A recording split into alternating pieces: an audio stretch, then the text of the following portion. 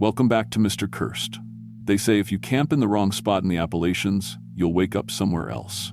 Or you won't wake up at all. Tonight, 8 true stories from campers who met something evil in those mountains. Their tents, their families, gone in seconds. Hit subscribe, smash like, comment where you're watching. Keep your lights on for this one.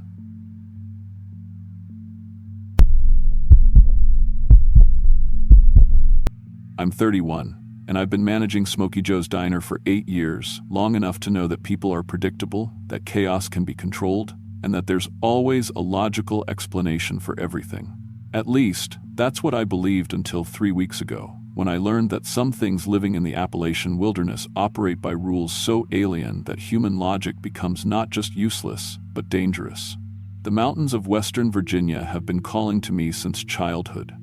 My grandmother's stories about the old places where things moved differently, where time stretched like taffy and sound carried messages you weren't meant to hear. She'd warn us kids away from certain hollows, certain ridge lines where the trees grew too thick and the silence pressed against your eardrums like water. Some places remember what came before, she'd whisper, her weathered hands tracing patterns on the kitchen table. And what remembers you back? I thought they were just stories. My life had been unraveling in small, predictable ways. Marcus and I had been circling each other for 4 years like 2 satellites, slowly losing orbit. The breakup was inevitable. He wanted commitment, children, a future I couldn't visualize without feeling trapped. My friends meant well with their concerned phone calls and invitations to girls' nights, but their sympathy felt like quicksand. Every "are you okay?" pulled me deeper into a depression I couldn't name. That's why I chose the backcountry permit for Shenandoah's most remote section. 8 miles from the nearest road, no cell service, no weekend warriors with their Bluetooth speakers and Instagram poses. Just me, 30 pounds of gear, and enough solitude to remember who I was before I became half of something else. The trail began innocuously wide gravel paths with wooden signs and mile markers. But as civilization fell away behind me, the forest changed. Ancient hemlocks rose like cathedral pillars, their canopy so dense that even at midday, the light filtered down green and dim. The air itself felt thicker here, heavy with the weight of centuries. Every step took me deeper into something that predated roads, settlements, the entire concept of human dominion over the natural world. By the time I reached the designated camping area, the sun was painting the sky in shades of amber and rust. The site was perfect, a small meadow beside a creek, surrounded by trees so massive their trunks disappeared into shadow above. The sound of running water would mask any noise I made, while still allowing me to hear my surroundings. Basic safety, the kind my father had drilled into me during our camping trips when I was small. Setting up camp felt like a ritual. Each action, selecting the flattest ground, orienting my tent away from prevailing winds, establishing my cooking area downwind from where I'd sleep, connected me to something primal and necessary. I cooked pasta with dried mushrooms over my camp stove while the last light bled from the sky, and for the first time in months, the constant chatter in my head went quiet. I slept deeply that first night, dreamlessly, wrapped in the kind of silence you can only find miles from electric lights and traffic hum. The wrongness started at dawn. I woke to absolute quiet, not the peaceful quiet of morning in the mountains, but something deeper, more complete. No birds, no insects. Even the wind seemed to have stopped moving through the trees. Only the creek continued its endless conversation with the stones, as if it alone had permission to break the silence. Standing outside my tent with coffee warming my hands, I felt the weight of that quiet pressing against me. In 20 years of camping, I'd never experienced anything like it. Mountain mornings were supposed to be full of sound birdsong, the rustle of small animals in the underbrush, the distant tap of woodpeckers. This felt like the forest was holding its breath. I convinced myself it was altitude, or seasonal patterns I didn't understand, or simple coincidence. What did I know about wildlife behavior? I was a diner manager, not a biologist. I spent my morning reading beside the creek, occasionally glancing up at the canopy, swaying gently overhead. That's when I first saw them move. It started as peripheral awareness, the sense that something large had shifted position in the trees directly above my campsite. When I looked up, everything was perfectly still. But the feeling persisted, grew stronger. That familiar prickle at the base of your skull, that means you're being watched. I tested it deliberately. Returned to my book, then snapped my gaze upward without warning. For just an instant, I caught a glimpse of something pulling back into the deeper foliage, something too large to be a squirrel, moving too fluidly to be a bird. By noon, I was certain something was up there, tracking my movements with sustained attention. Multiple somethings, positioned at different points around the clearing. I could feel their observation like heat against my skin. The shapes, when I glimpsed them, defied easy categorization. Roughly human-sized but wrong in their proportions, too elongated, joints bending in directions that made my brain stutter. They moved through the canopy with impossible grace, transitioning from branch to branch without the awkward scrambling you'd expect from any normal animal. What unnerved me most was their patience. Whatever they weren't driven by simple curiosity or territorial instinct. They were studying me, learning my patterns, my routines, the rhythm of my daily activities. As afternoon stretched toward evening, their surveillance became bolder. I caught clearer glimpses, pale skin that seemed to catch and reflect the filtered sunlight, limbs that extended and contracted like something boneless. And they were communicating with each other, soft clicking sounds that carried between trees in simple patterns, call and response, like a language stripped down to its most basic elements. When I built my evening fire, their activity intensified dramatically. The clicking became faster, more complex.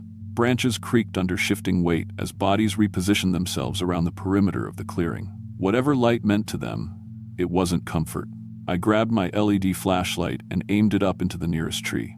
The beam caught something that made every rational thought evaporate from my mind. A hand, pale as bone, with 4 fingers easily twice the length of human fingers, and a thumb positioned where no thumb should be. It gripped a branch thick as my waist, supporting a body I couldn't quite see in the shadows beyond the light's reach. The moment my beam found it, the hand released, and whatever it belonged to flowed backward into the deeper darkness with liquid speed. But I'd seen enough. The fingers hadn't been gripping the branch, they'd been wrapped around it, like a snake coiling around prey. No human hand could bend that way. I kept the fire burning high all night, feeding it constantly while soft sounds emanated from the canopy above. Not threatening sounds, exactly, but purposeful. The whisper of bodies moving through leaves, the soft creak of wood under weight, the occasional click of their simple language. They were still there, still watching, still waiting. When dawn finally came, I discovered what they'd been doing while I huddled beside my fire. Handprints. Dozens of them, pressed deep into the mud around my campsite in a perfect circle, about 15 feet from my tent. But calling them handprints was like calling a spiderweb a simple net, technically accurate but missing the disturbing complexity. Each print showed 4 impossibly elongated fingers and an oppositely placed thumb that would allow for gripping angles no human hand could achieve. The palm was ridged with patterns that looked almost like bark or scales, or something that had never been designed for the simple task of grasping. They'd been pressed into the earth with enough force to suggest substantial weight and strength. The trail of prints led to the base of an enormous oak at the edge of the clearing, and then continued vertically up the trunk. Not claw marks from climbing, but actual prints, as if whatever made them had simply walked up the side of the tree in defiance of gravity. Standing at the base of that oak, looking up into its shadowy heights, I finally understood what I'd been missing. The branches weren't natural anymore. They'd been woven together, bent and shaped into platforms and shelters that formed a complex network 30 feet above the ground. What I'd been seeing as random forest canopy was actually architecture sophisticated, purposeful, and old. Every large tree around the clearing had been similarly modified. Branches trained and grown into dwelling spaces over years, maybe decades. Storage areas constructed from living wood. Transportation routes that connected tree to tree in an elaborate network I was only now beginning to perceive. I wasn't camping in a wilderness clearing. I was standing in the town square of a settlement that existed entirely in the canopy, invisible to ground-dwelling observers. And I'd been sleeping here for 2 nights like some ignorant tourist who'd pitched her tent in the middle of someone's living room. The realization hit me with physical force, and my sharp intake of breath must have been audible because the clicking sounds above immediately intensified. They knew I'd figured it out. That's when the first one descended low enough for me to see it clearly. It hung upside down from a branch about 20 feet up, suspended by those impossible hands wrapped around the wood like pale roots. In full daylight, with nothing between us but air, I could see every detail that would follow me into nightmares for the rest of my life. The skin was translucent, almost luminescent, showing the dark network of veins beneath like a medical illustration. But it wasn't human skin. It had a texture like wet leather, slightly ridged, and it seemed to shift and flow as the creature moved.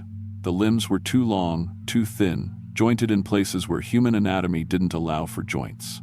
Arms that could extend and contract, legs that bent backward as easily as forward. But the most disturbing detail was its clothing. Fragments of human garments incorporated into its pale flesh, like evolutionary adaptations. A strip of flannel shirt that seemed to be growing from its torso. Hiking boots that had been modified to accommodate feet with too many joints and toes that gripped like additional fingers. Pieces of nylon webbing from backpacks, stretched and reshaped, integrated into its body like decorative scars. It tilted its head at an angle that would have snapped a human neck, and its large, dark eyes fixed on me with unmistakable intelligence. This wasn't an animal. It was something else entirely, something that had been observing humanity long enough to understand the significance of our possessions, our tools, our symbols of identity. More of them descended. 8, then 12. Then so many, I lost count. They hung from branches around the entire perimeter of the clearing, all at roughly the same height, all watching me with those dark, too intelligent eyes. And they were all wearing fragments of human clothing, human gear, human identity. That's when I noticed the other things scattered through the canopy above them. Backpacks hanging from branches like strange fruit, sleeping bags spread across platforms, camping gear carefully arranged in storage areas among the modified branches. Personal belongings sorted and displayed with careful attention to some organizational system I couldn't understand. A wallet dropped from somewhere above, landing at my feet with a soft thud. I opened it with hands that shook so badly I could barely manipulate the leather. Robert Chen, according to the driver's license. Age 34, expired 3 years ago. The photo showed a smiling Asian man with hiking gear in the background. More items began dropping. Not thrown, placed, carefully positioned in front of me like offerings, or perhaps like a merchant displaying wares. Cell phones in waterproof cases, watches, jewelry, car keys. Dozens of different items from dozens of different people, collected over what must have been years or decades. But they weren't random trophies. As I examined them, I began to see the pattern. Each item represented a choice point, a decision made by someone who had encountered these creatures in this place. The watch from someone who had chosen to stay and learn their concept of time. The wedding ring from someone who had traded human connection for something else. The hiking boots from someone who had decided that walking on the ground was unnecessary when you could travel through the trees. The clicking intensified, became more complex, and I realized they were discussing me, debating. These weren't mindless predators. They were a community making a collective decision about what to do with an intruder who had finally understood what they were. One of the creatures detached from its branch and descended further, close enough that I could see the tiny details that made it even more disturbing. Its fingers weren't just long, they were articulated with too many joints, allowing for gripping and manipulation that no human hand could achieve. Its feet had adapted similarly, with toes that could wrap around surfaces like additional hands. Most unnervingly, parts of its flesh showed small modifications, loops of skin where climbing gear had once been attached. Shallow depressions, where buckles and clasps had been incorporated so completely they'd become anatomical features. It had evolved, or been modified, to interface with human technology. It reached toward me with one impossibly long arm, not threatening but offering. In its palm lay a compass, old and brass and engraved with initials I couldn't quite read. The implication was clear. Others had made the choice to stay, to learn, to become part of whatever these creatures were building in their canopy civilization. And for one terrifying moment, I understood the appeal. Down here on the ground, I was isolated, divorced from the forest community that surrounded me. Up there, I would be part of something ancient and purposeful, connected to a network of intelligence that had been observing and learning from humanity for generations. I would never be alone again. The compass sat in that pale, wrong palm, offering me a choice between the limited, painful world of human relationships and something vast and alien and eternally fascinating. I packed my gear instead. The moment I shouldered my backpack and turned toward the trail, the entire canopy erupted in agitated motion. The clicking became a cacophony of overlapping voices, rising and falling in patterns too complex to follow. But I was already walking, each step carrying me closer to the boundary between their world and mine. They followed me. For 8 miles, they tracked my progress through the forest, moving through the canopy in perfect coordination. I never saw them directly, they were too skilled for that, but I could hear them. The soft whisper of bodies moving through leaves, the barely audible creak of branches accepting and releasing weight, the occasional click of their communication system, maintaining contact across vast distances. Every few hundred yards, items would appear on the trail ahead of me. Not dropped carelessly, but placed with deliberate precision where I couldn't avoid seeing them. A digital camera, a survival knife, a GPS unit. Each one a story, a choice, a person who had encountered these creatures and decided that their old life was worth trading for something unimaginably different. I left everything where it lay and kept walking. At the parking area, they stopped. I reached my car and turned back to see pale shapes in the trees at the forest edge, motionless now, watching my final choice with patient interest. The moment I crossed from federal land to the paved parking lot, they retreated into the deeper shadows and disappeared entirely. I drove to the nearest ranger station and filed a report. "Missing persons," I said. "Possible foul play." The ranger listened politely, took notes, and assured me they'd send someone to investigate. But I could see in his expression that he'd heard similar stories before: confused hikers, stress reactions, altitude sickness creating hallucinations of things that couldn't possibly exist. I didn't argue. I understood now why so many people disappeared in these mountains every year, why search and rescue teams never found bodies, never found evidence of what really happened in the deep forest places, where cellular signals couldn't reach and human authority held no weight. Because some people, when offered the choice between their limited ground-bound existence and something limitless in the canopy above, chose to climb. I kept Robert Chen's wallet. Online research revealed he'd been an experienced hiker who'd vanished during a solo camping trip 3 years ago. The search had lasted 2 weeks before being officially suspended. He was listed as missing, presumed dead, case closed. But I knew better. Robert Chen wasn't dead. He was still up there in the canopy, wearing fragments of his old life while learning to see the world from angles human perspective could never achieve. Part of a community that had been watching us, learning from us, and occasionally recruiting from us since long before we built roads through their forest. Sometimes I think about going back. Not to camp, I know better now, but to research, to understand, to document what's really living in the deepest parts of the Appalachian wilderness. I've read everything I can find about unexplained disappearances, about the indigenous stories of tree people that white settlers dismissed as superstition, about the ecological surveys that consistently find evidence of large arboreal mammals that don't match any known species. But I won't return, because I remember that moment when the compass sat in that pale palm, offering me a choice between 2 worlds. And I remember, with a clarity that terrifies me, how long I hesitated before walking away. The restaurant business feels absurdly simple now. Health inspectors, difficult customers, equipment failures, all of it just minor variations on predictable human behavior. Real terror comes from understanding that there are other forms of intelligence in the world, ancient and patient and utterly alien, that have been watching us evolve for far longer than we've been aware of their existence. And they're still up there in the canopy, clicking their simple languages to each other, wearing pieces of the lives we've left behind, waiting for the next solitary hiker to stumble into their town square and discover that the choice between worlds is always available to those brave enough or broken enough to consider it seriously. The forest remembers everything. And what it remembers most clearly is that every time we venture into the deep places, we're not just exploring wilderness. We're attending a job interview for a position we didn't know existed, in a company we can't begin to understand, offering benefits that would fundamentally change what it means to be human. Most of us decline the position and walk back to our cars, never knowing how close we came to a life lived entirely in 3 dimensions, connected to intelligence networks that span forests and generations. But some people say yes, and they're still up there, learning to see the world from angles we can't imagine, becoming something new and strange and wonderfully terrible. The canopy is always hiring. Jessica Rivera still manages a restaurant in Richmond, Virginia. She continues to camp regularly, but never alone, and never more than 5 miles from established campgrounds. She has donated Robert Chen's wallet to his family, but has never told them where she found it.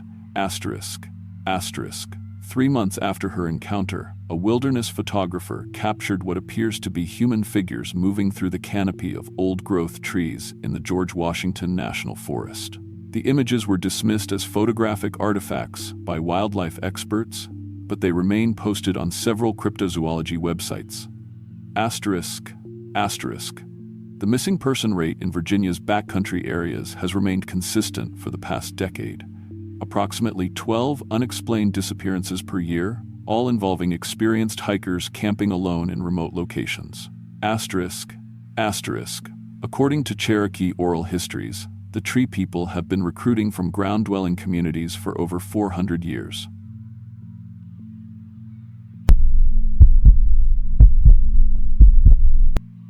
My name's David Martinez, and I'm 41 years old. I've been working as a plumber here in Knoxville for about 15 years now, mostly residential stuff, but some commercial contracts too. Good steady work, you know? The kind where you're always busy, but never really getting ahead.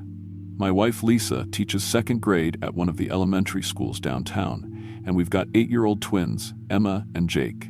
They're at that age where everything's an adventure, where sleeping in a tent sounds like the coolest thing in the world. We've been talking about taking a real family camping trip for years.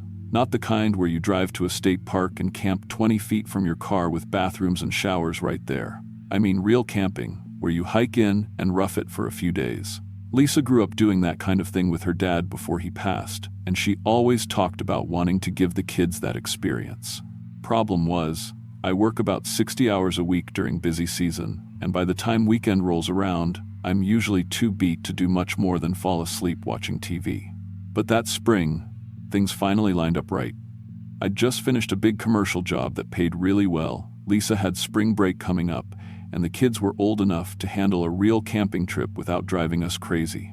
We started planning in February, looking at maps, ordering gear, getting the kids excited about it. Lisa found this spot in the Cherokee National Forest, way back in the mountains, along an old logging road that barely showed up on the maps anymore. Perfect for what we wanted.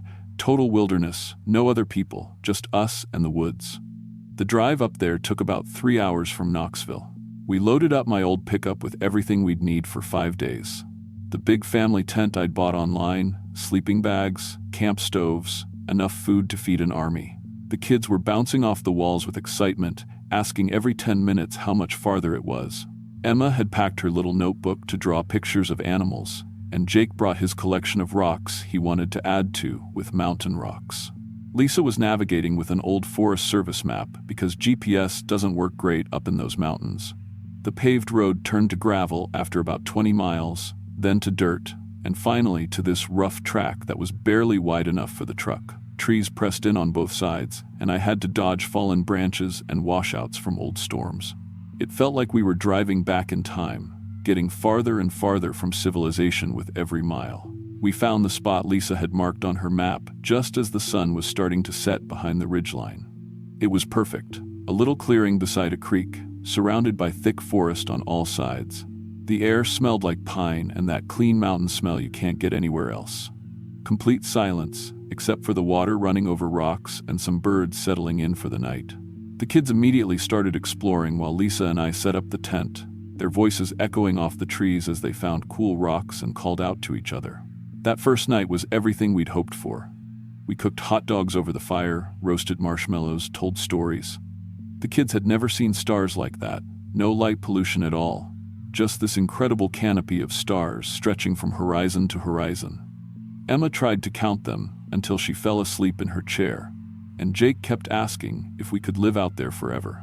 Lisa and I sat by the fire after the kids were asleep, just enjoying the quiet and feeling like we'd finally done something right as parents. Monday morning dawned clear and cool. The plan was to spend the day hiking, maybe find some interesting rock formations or old-growth trees the kids could climb on. Lisa had studied the map and found what looked like an old trail that headed up into the mountains from our campsite. It wasn't marked as an official trail, but it showed up as a dotted line on her Forest Service map, probably an old logging road or hunting trail. After breakfast, we loaded up our day packs with water and snacks and headed out. The trail started out normal enough, just a faint path through the trees, probably made by deer or hikers over the years. The kids were in heaven, stopping to examine every interesting bug or flower, Emma sketching in her notebook while Jake collected rocks and leaves. Lisa was taking pictures of everything, trying to get shots of the kids being kids in nature. We'd been hiking for maybe an hour when we came across something strange. The faint deer trail we'd been following suddenly intersected with this much larger pathway cutting through the forest. At first glance, it looked like an old road, perfectly straight, running in both directions as far as we could see through the trees. But the more we looked at it, the weirder it seemed. The path was about 12 feet wide, cut in a straight line that didn't follow the natural contours of the land like a road would. It went straight up steep slopes and down into hollows without any switchbacks or grading. Even stranger, nothing grew on it, not even weeds or moss.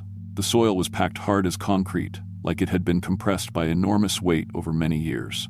"Looks like an old road, Dad," Jake said, stepping out onto the packed earth. "But who would build a road way out here?" That's what I was wondering too. We were at least 10 miles from the nearest actual road, deep in national forest, where logging had been banned for decades. Lisa was walking along the edge of the path, taking pictures and looking puzzled. "It doesn't make sense," she said. "Look how straight it is. Roads follow ridgelines or valleys, but this just cuts right through everything."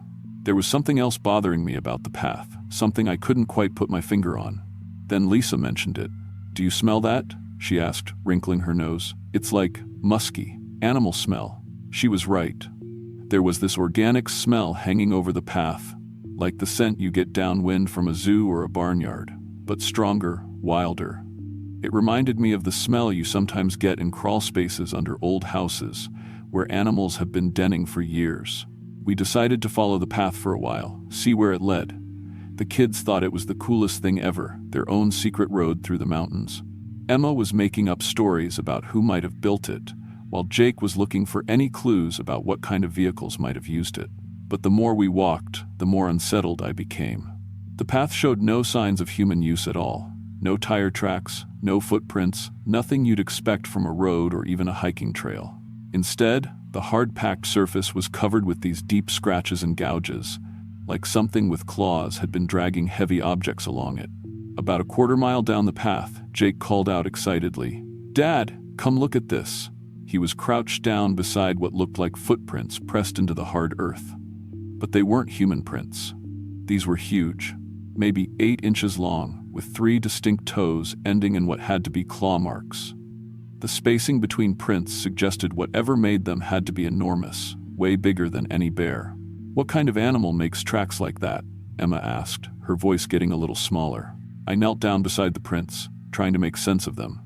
I'd done some hunting as a kid, knew animal tracks pretty well, but these didn't match anything I'd ever seen. Too big for a bear, wrong shape for a deer or elk. The 3-toed pattern with the claw marks looked almost like giant bird tracks, but what bird would be that size? "Maybe it's from a really old bear," I told the kids, not wanting to worry them. You know how tracks can look different depending on the ground. But Lisa gave me a look that said she wasn't buying it either. We kept following the path, and it just got stranger. The trail cut straight through rock outcroppings where any normal road would have gone around. Trees had been pushed aside or broken off, leaving these weird gaps in the forest canopy. In some places, we found thick black hair caught on bark, coarse, almost rope-like strands that definitely didn't come from any animal I knew. Then Emma made a discovery that really spooked us. "Oh, gross," she yelled from about 50 yards ahead. "There's like a huge pile of bones here." Lisa and I hurried up to where she was standing, and sure enough, there was this massive pile of bones right in the center of the path. Deer skeletons mostly, but all broken up and splintered like they'd been crushed by something with incredible jaw strength. Some of the bones still had scraps of meat and fur on them, so whatever had done this was recent. "Something really big feeds along here," I said quietly to Lisa while the kids poked around the bone pile with sticks. "David, this is starting to freak me out," she whispered back. "What if whatever made this path is still using it?" I was thinking the same thing. We'd been walking for over 2 hours, and the path showed no signs of ending. It just kept cutting through the mountains in that perfectly straight line, like some kind of highway built by giants. Let's head back, I decided. We've seen enough for one day. But that's when things got really weird. The walk back to our intersection with the deer trail should have taken the same 2 hours we'd spent walking out. We'd been following a straight path, after all. No way to get lost. Except somehow we did. The path that had seemed so straight on the way out now appeared to curve and branch. We'd passed side trails that definitely hadn't been there before, leading off into the forest in directions that made no sense. My watch said we'd been walking for 4 hours when we should have been back at our campsite already. "Dad, I think we're lost," Jake said, and for the first time, he sounded scared instead of excited. Lisa was checking her GPS, but it was showing us walking in circles even though the path felt straight. The sun was getting low, and we were all getting tired and worried. Emma started crying, saying her feet hurt and she wanted to go back to the tent. "We'll figure this out," I told them, trying to sound confident. "Worst case, we camp here tonight and find our way back in the morning." But the truth was, I was starting to panic. We had some snacks and water, but no real camping gear. It was going to get cold after dark, and we were deep in the wilderness with no real idea where we were. As it got darker, we had no choice but to stop for the night.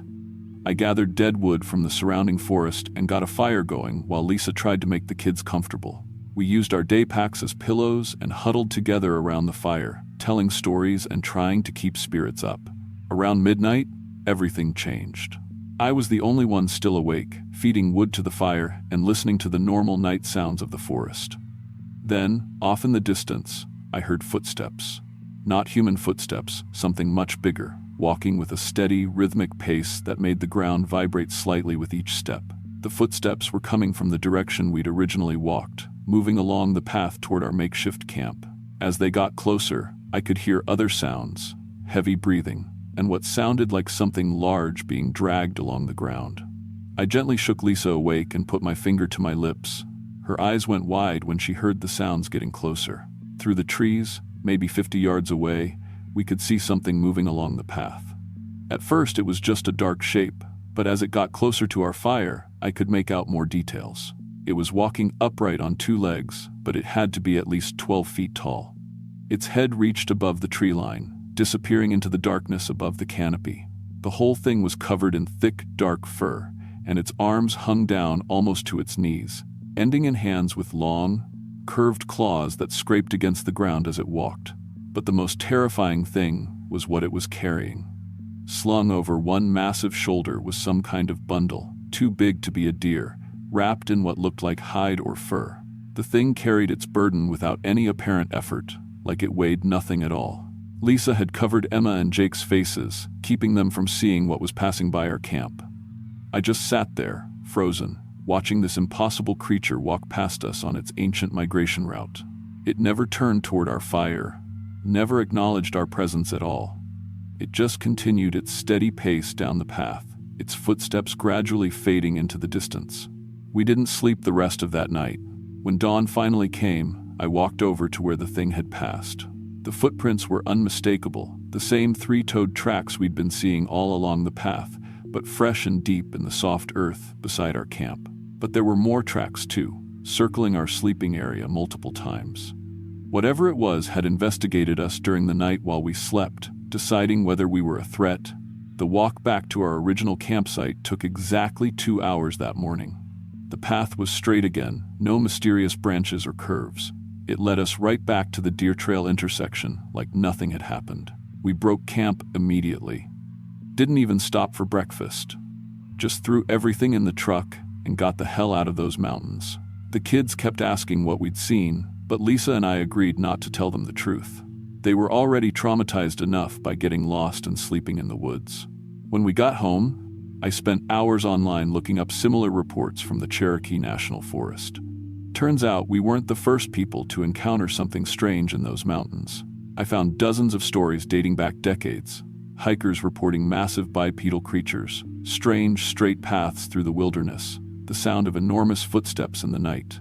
Most interesting were the old Cherokee stories I found on a tribal history website. They told of ancient migration routes used by creatures they called tall walkers. massive beings that traveled the mountain paths seasonally, following food sources and returning to traditional territories their kind had used for thousands of years. According to the stories, the tall walkers weren't necessarily dangerous to humans, but they demanded respect. Their paths were sacred, used for generations beyond memory. People who encountered them were supposed to step aside and let them pass, never interfering with their ancient roots. That was 3 years ago. We've never been back to that part of the mountains, probably never will. The kids still ask about it sometimes, wondering if we can go camping there again. I always find excuses, too busy with work, maybe next year, we should try somewhere different.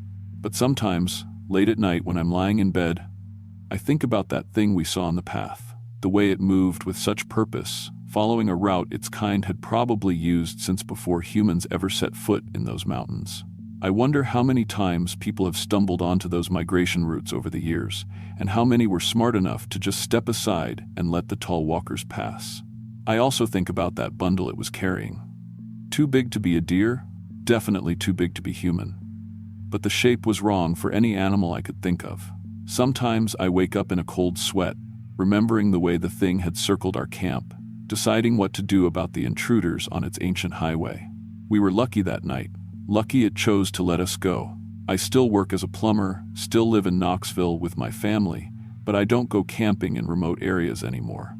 These days, we stick to state parks with ranger stations and cell phone coverage, places where the paths were built by humans, for humans. Some roads aren't meant for us. Some highways have travelers who've been using them a lot longer than we have, and sometimes, the smart thing to do is just step aside and let them pass.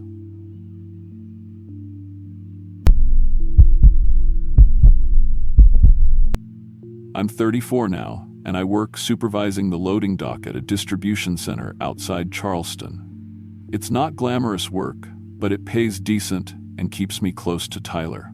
My ex-wife got the house in the divorce 2 years back, but we worked out joint custody, so Tyler stays with me every other week. He's 16 now, and like most kids his age, he'd rather be glued to his phone or Xbox than spending time with his old man. Can't really blame him for that. The thing is, before everything fell apart with Sarah, we used to take these camping trips as a family every fall. Tyler was maybe 8 or 9 when we started, and back then he loved it. Collecting rocks, trying to catch minnows in the creek, asking a million questions about every bird we saw. But after the divorce, those trips stopped. Sarah thought they were a waste of time anyway, and Tyler started getting more interested in staying indoors. Last October, I decided to try bringing back that tradition, just me and him. I figured maybe some time away from all the distractions might help us reconnect. Tyler wasn't exactly thrilled when I brought it up, but he could see how much it meant to me. He's a good kid that way, always trying to make everyone happy, even when it costs him something he'd rather be doing. I picked Monongahela National Forest because it was far enough from Charleston to feel like a real escape, but close enough that we could drive there in a few hours. I'd been researching campsites online for weeks, looking for something that would give us that wilderness experience without being so remote that Tyler would hate every minute of it. What I found was a primitive camping area about 6 miles back from the nearest parking area. No facilities, just a permit system and some basic fire rings left by previous campers.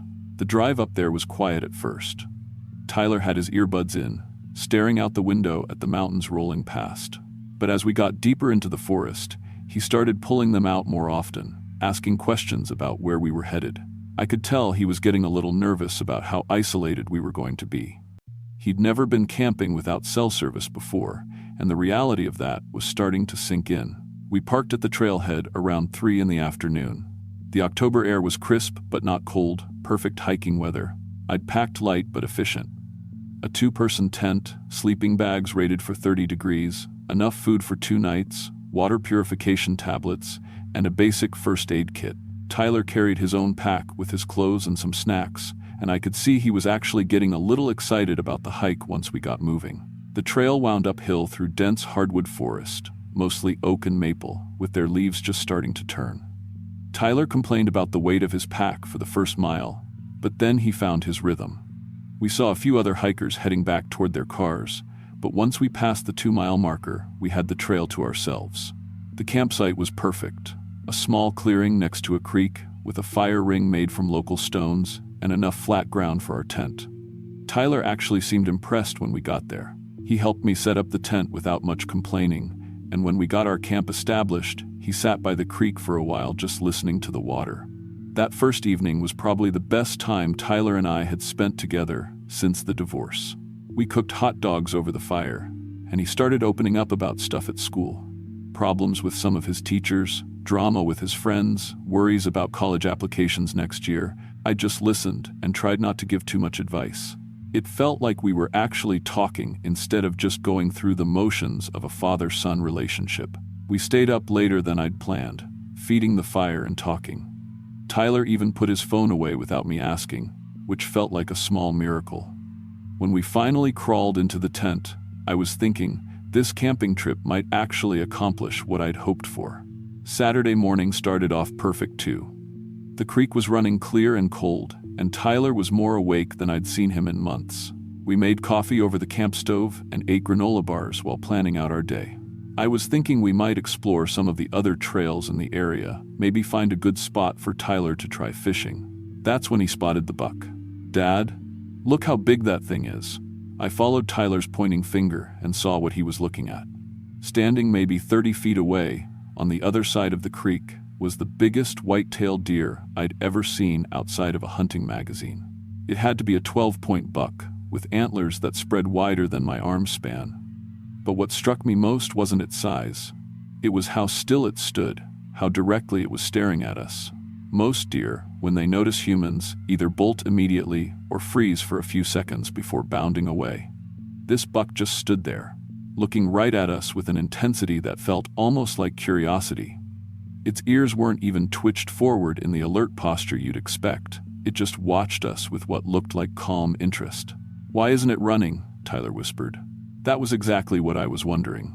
I'd grown up hunting with my dad before I got too busy with work and family life, and I knew deer behavior pretty well. This wasn't normal. Even during rutting season, bucks were usually skittish around humans. Tyler slowly reached for his phone, trying to get a picture.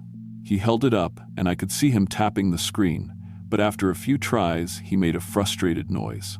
"The camera won't focus on it. Look at this." He showed me his phone screen, and I could see the problem. The phone's camera was focused on the trees behind where the buck was standing, showing nothing but empty forest.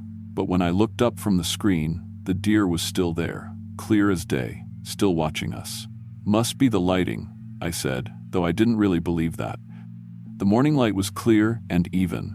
There was no reason the camera shouldn't pick up something that big and obvious. The buck began to move, but not away from us. Instead, it crossed the creek with careful, deliberate steps, water barely coming up to its belly. Then it started walking around our campsite in what could only be described as a perfect circle, always maintaining the same distance from our tent, always keeping its eyes on us. Tyler grabbed my arm. "Dad, this is weird, right? This isn't normal deer behavior?" I wanted to reassure him, but I couldn't. In 20 years of being outdoors, I'd never seen anything like this. The buck completed its circuit around our camp and stopped directly across from us, separated only by the cold ashes of our fire from the night before. Up close, I could see its breath forming small clouds in the morning air, even though it wasn't cold enough for that. And its eyes, they looked too intelligent, too aware, like it was studying us rather than just observing us. "Maybe we should pack up," I said quietly. As soon as I said those words, the buck's demeanor changed.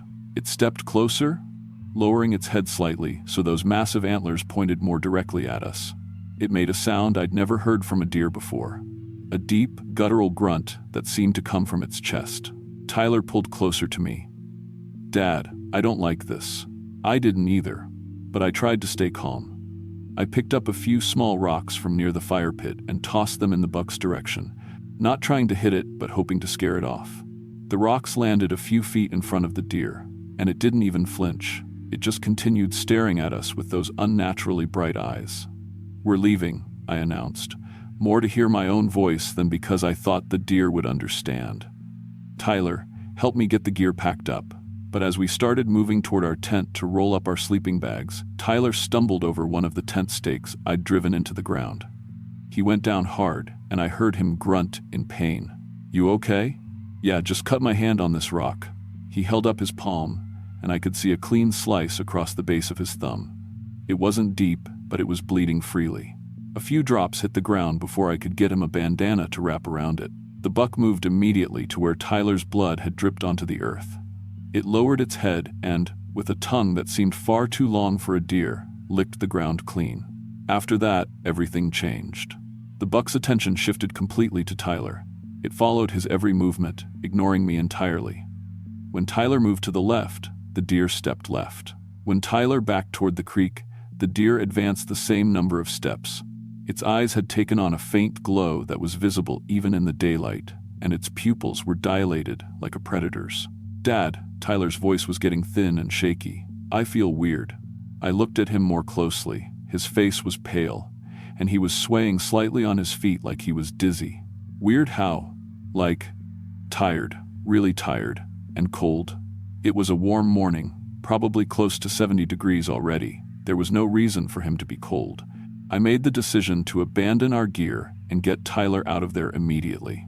I shouldered my pack with our water and first aid supplies, grabbed Tyler's hand, and started marching toward the trail. The buck followed us. It maintained a distance of about 15 feet, matching our pace exactly whether we walked fast or slow. When I tried stopping suddenly to see if it would pass us, it stopped too. When I tried speeding up, it kept the same interval. Tyler was leaning on me heavily, and with every step he seemed to be getting weaker. After about a mile of hiking, I looked back to check on the buck and saw that we had company. 3 more deer had joined the first one, all of them with the same glowing eyes, all of them following in perfect formation. Tyler started stumbling more frequently. "Dad, I can hear them." "Hear what?" "Whispers, like they're saying my name." I stopped and listened carefully. All I could hear were normal forest sounds, birds, wind in the trees, our own breathing. But Tyler was looking around frantically, as if voices were coming from all directions. "Tyler, Tyler, Tyler." He was whispering along with whatever he thought he was hearing. "They want me to come back." His lips were starting to turn blue, and when I touched his forehead, his skin was cold and clammy.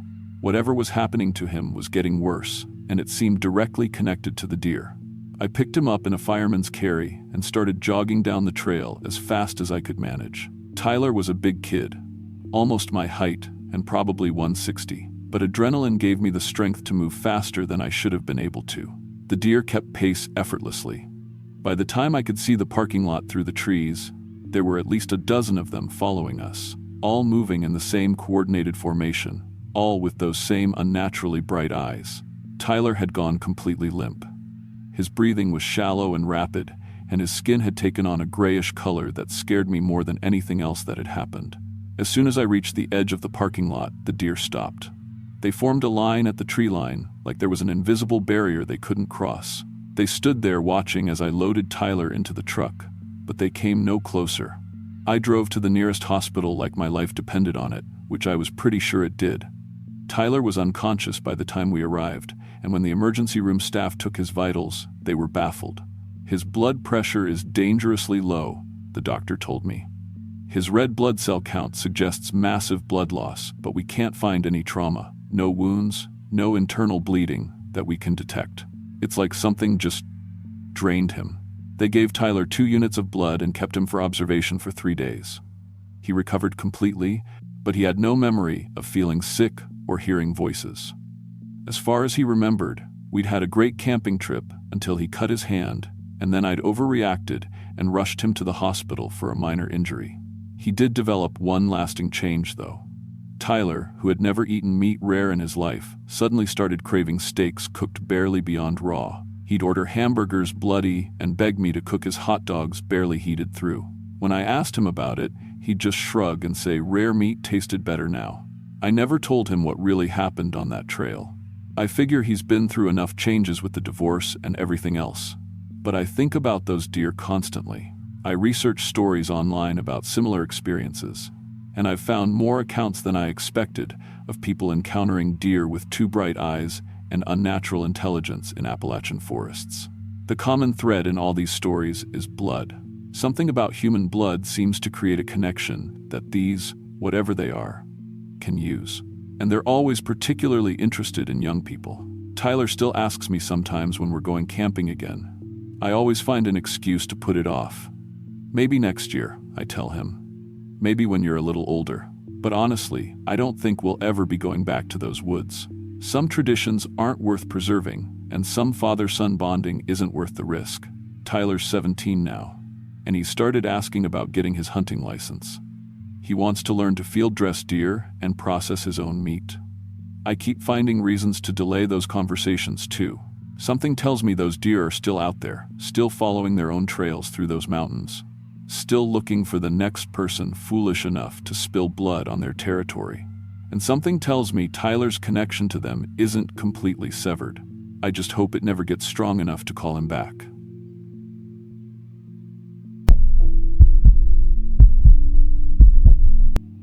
I'm Robert Kim, and I've been working retail for the past 3 years since dropping out of college. 25 years old, living paycheck to paycheck in Charlotte, pulling double shifts at a grocery store just to make rent.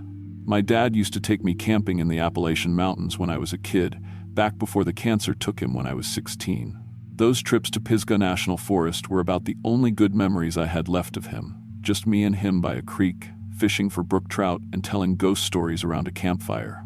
So when I finally scraped together enough money for a real vacation, after 2 years of grinding, I knew exactly where I wanted to go. 3 days in the wilderness, no schedules, no customers asking stupid questions, no manager breathing down my neck. Just me in the mountains where my dad taught me how to cast a line and tie proper knots.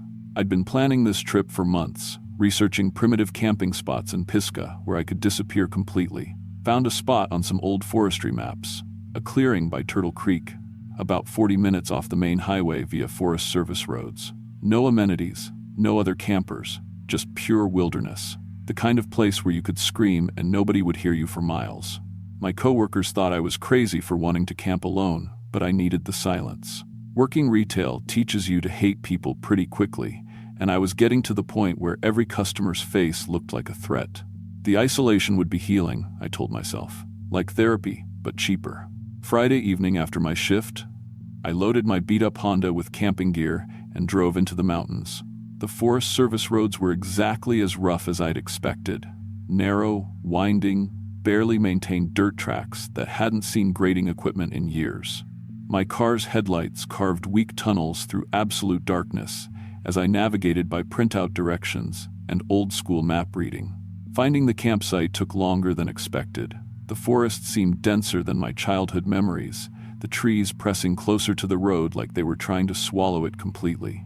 When I finally found the right trail marker, a rusted metal sign barely visible through kudzu vines, the dirt road dropped down a steep grade for about half a mile before opening into a small clearing beside the creek. Perfect. Exactly what I'd hoped for. Setting up camp by flashlight brought back muscle memory from those trips with my dad. My hands still knew how to stake a tent properly, how to hang food away from bears, how to arrange a camp kitchen. By the time I crawled into my sleeping bag, the creek's constant murmur was already working its magic. For the first time in months, I fell asleep without my mind racing through work problems and money stress. Saturday morning, I woke naturally around 10. No alarm clock, no schedule, just my body deciding when it was ready. The sunlight filtering through the canopy felt like a blessing. I made coffee on my camp stove and sat by the water with a Stephen King novel I'd been meaning to read. Pet Sematary seemed appropriate for a solo trip into the deep woods. The day unfolded exactly as I'd dreamed. Reading by the creek, taking a long afternoon nap, exploring some of the deer trails that branched off from the clearing. The silence was profound but not empty, full of bird calls, wind through leaves, the endless conversation between water and stone. By evening, I was already dreading the return to civilization. That's when I made the call that changed everything. Sunday morning, instead of breaking camp, I called my manager at the grocery store, told her I was having car trouble and needed Monday off unpaid. She wasn't happy. We were already short-staffed, but I'd never called in sick or asked for anything before. She agreed, but made it clear this was a one-time exception. The extra day felt like stolen time. Monday passed in a blur of fishing. Caught nothing. Didn't care. More reading. More of that deep peace I'd forgotten existed. Tuesday morning, I finally admitted I had to pack up and head back.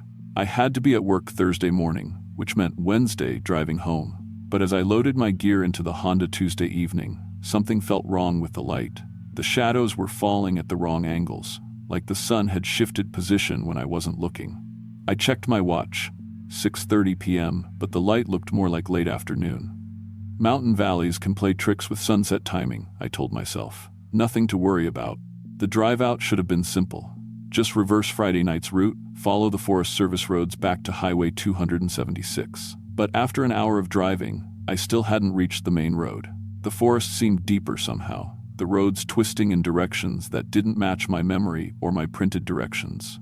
My phone had no signal, which was normal in these mountains, but when I could get a brief GPS fix, the readings made no sense. According to the satellite data, I was 15 miles from the nearest parking area, but I'd only driven maybe 5 miles from my campsite. The numbers didn't add up. By full dark, I still hadn't found the highway. I pulled over at what looked like the same widening in the road where I'd stopped to check directions Friday night.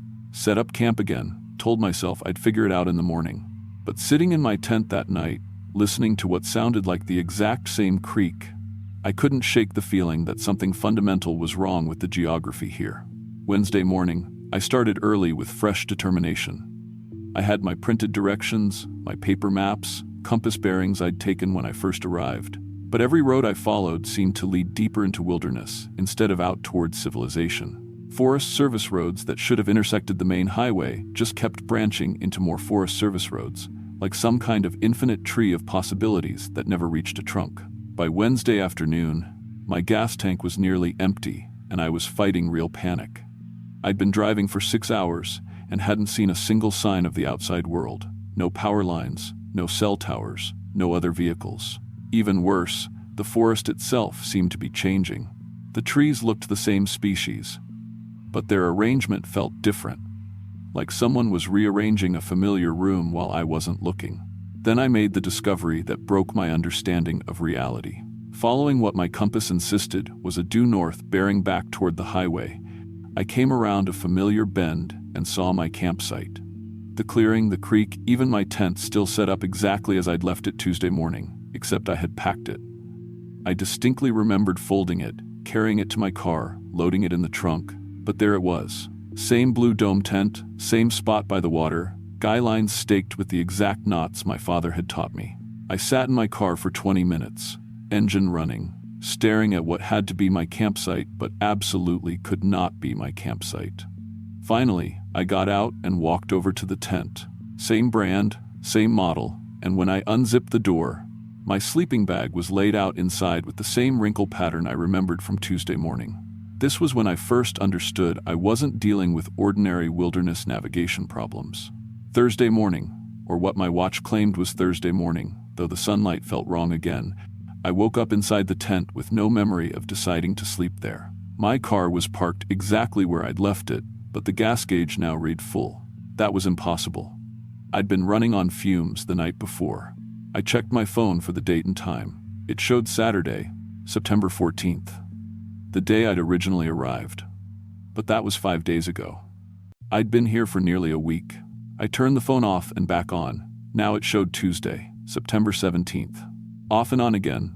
Friday, September 20th. One more time, March 3rd, 2025. My watch had stopped entirely, hands frozen at 3:17. I couldn't remember when that had happened, or even what day it had stopped. Time itself seemed to be malfunctioning in this place. The weirdness escalated throughout what I'll call Thursday, since my phone couldn't agree on what day it actually was. I tried hiking out on foot, leaving the car behind and following the creek downstream. Water always leads to civilization. Eventually, that's basic wilderness survival. I walked for what felt like 8 hours, carefully marking my path with strips torn from a flannel shirt, maintaining a steady pace downstream.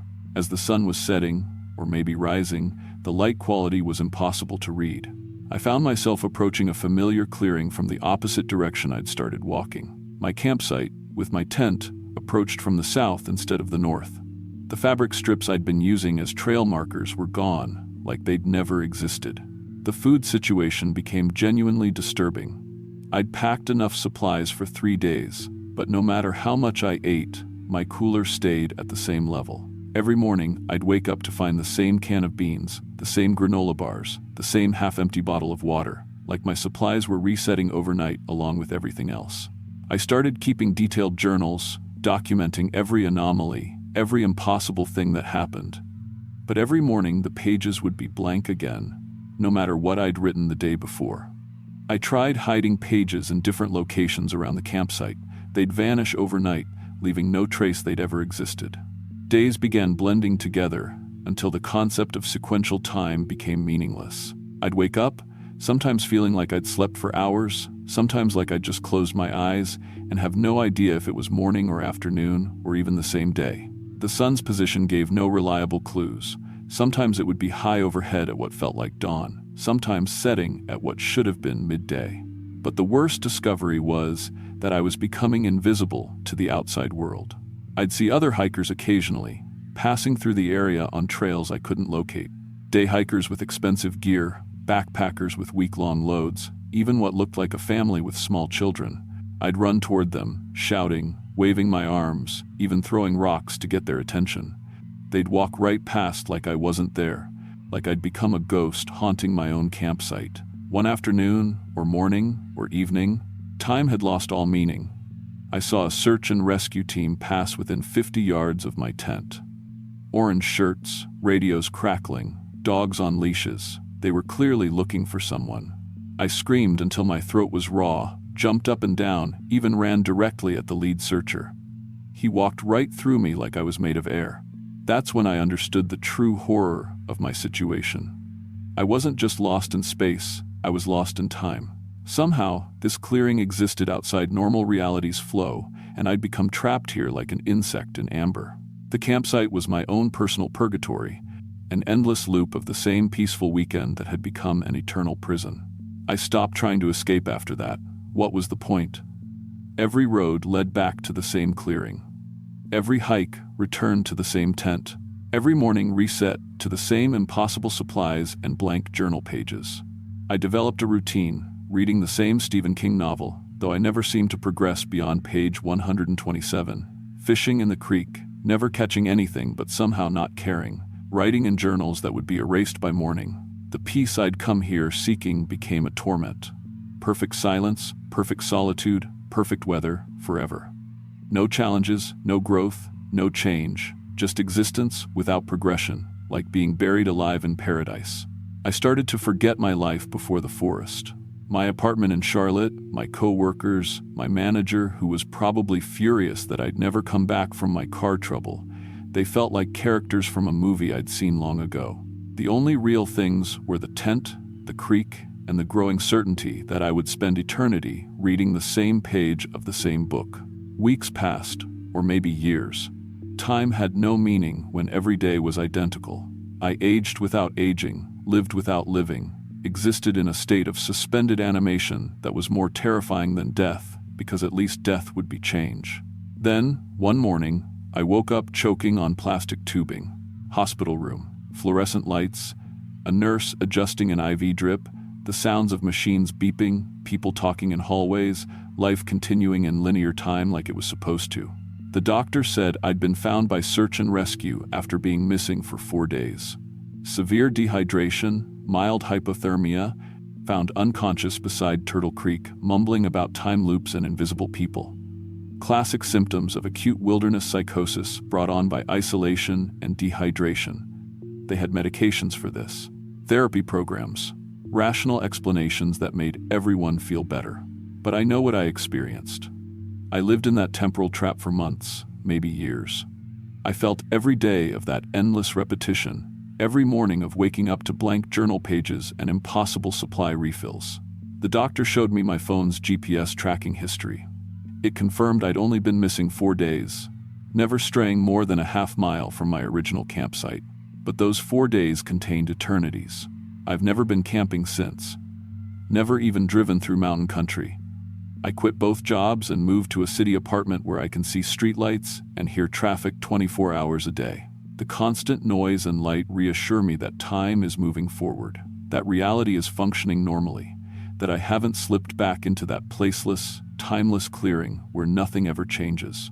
But sometimes, late at night, when the city gets as quiet as it ever does, I can still hear that creek running over stones. And I'll catch myself checking my phone's clock obsessively, making sure the numbers keep changing, making sure time keeps moving forward the way it's supposed to.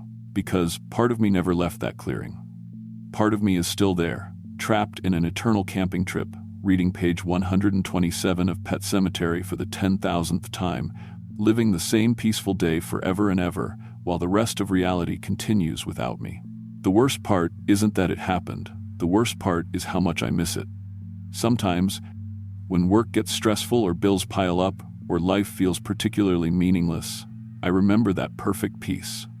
That complete absence of responsibility, or consequence, or change, and for just a moment, I want to go back. That's the real horror. Not that I escaped from hell, but that I escaped from a prison I'd built out of my own deepest wish. A place where I never had to grow up, never had to face the future, never had to do anything but exist in an eternal present moment of absolute peace. I've started therapy, partly because everyone expects me to after my episode, but mostly because I need help distinguishing between what I want and what would destroy me. Because that clearing is still out there, somewhere in the mountains where time doesn't work right and lost hikers become permanent residents of their own perfect moments. And if I'm being honest, if things get bad enough, I know exactly how to find it again.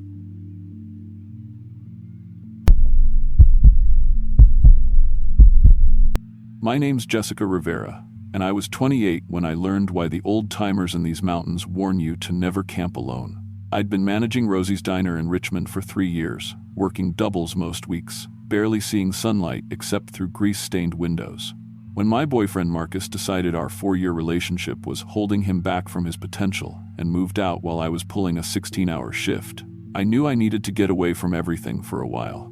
My grandmother used to tell stories about the hollers back in West Virginia, places where the mountains themselves watched you. Some things in them woods, been here longer than us. She'd whisper when I was little. They got their own rules, their own hunger.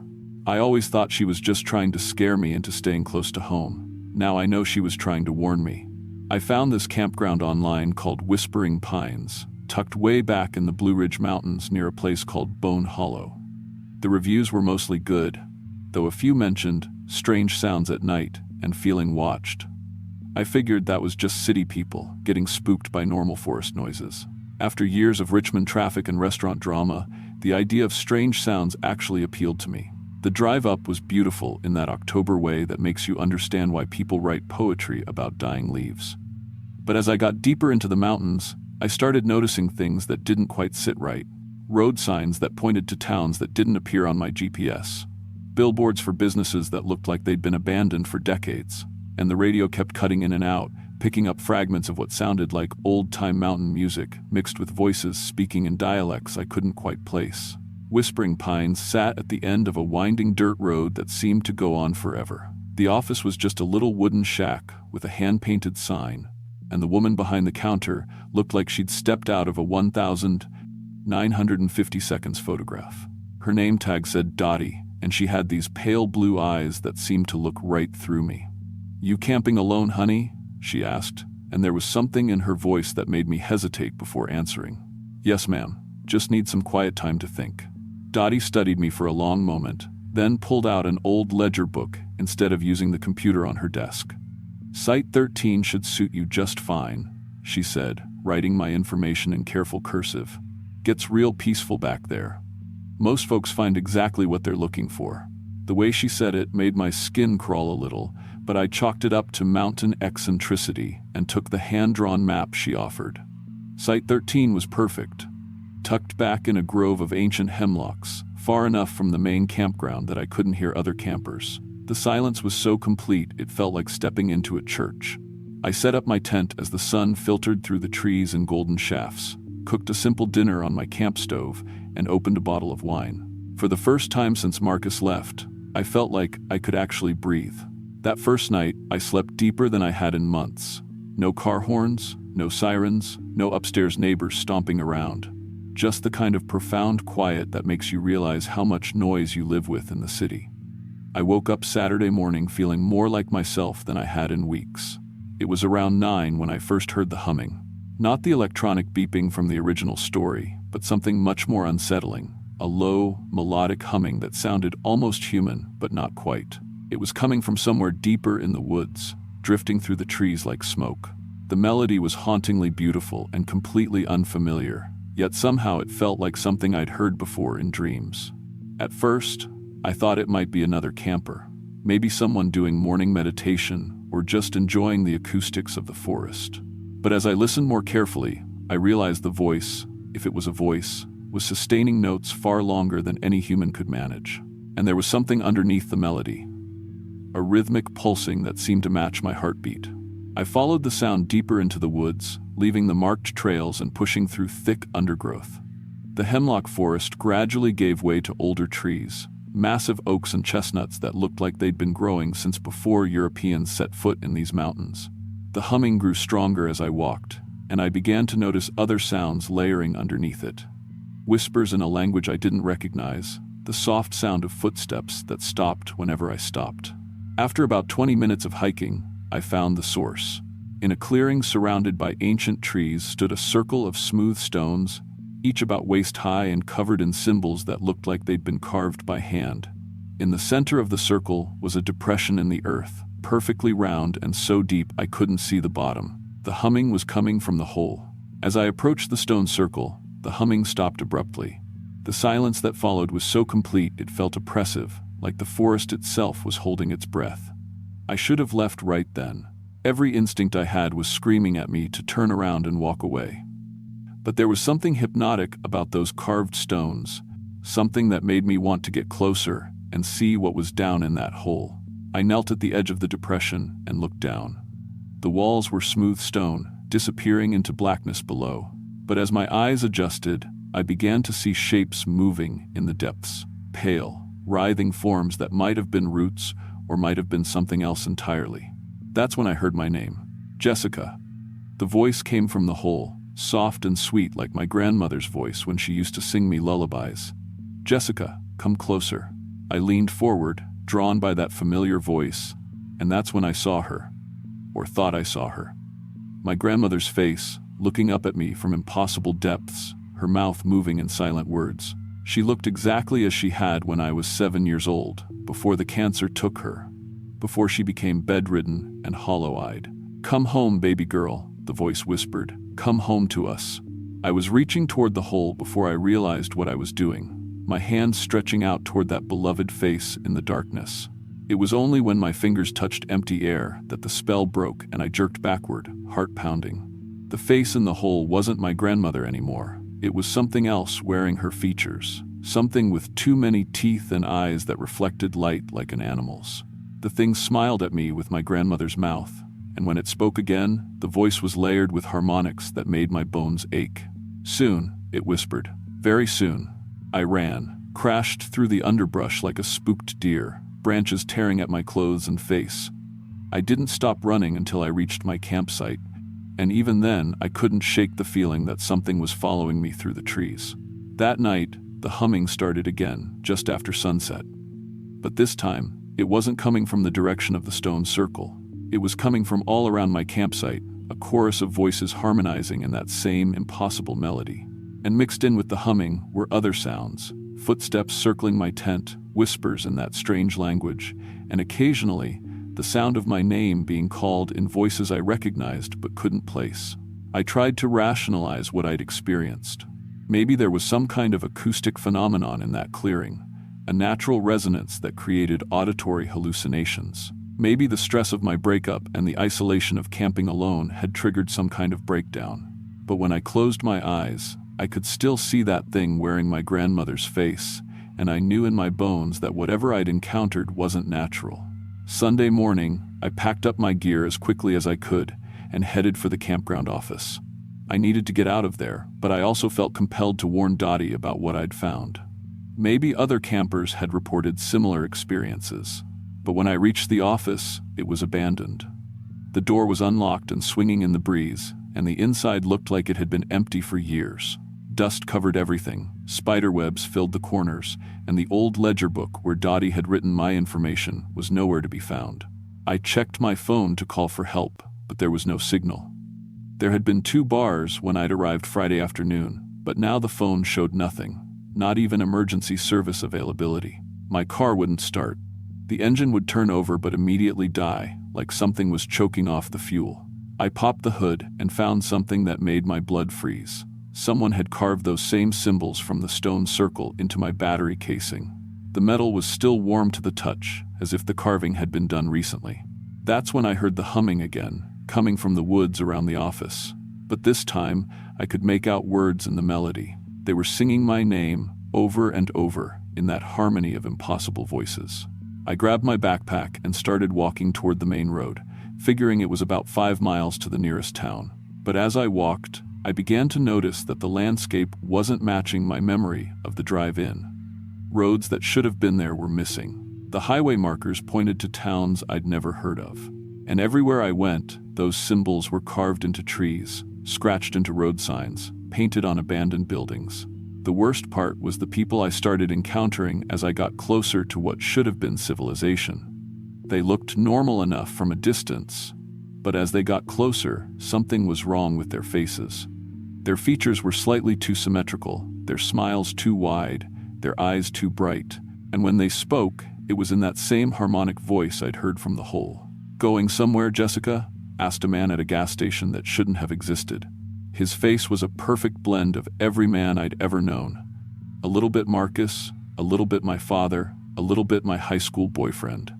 "You should stay. We've been waiting for you."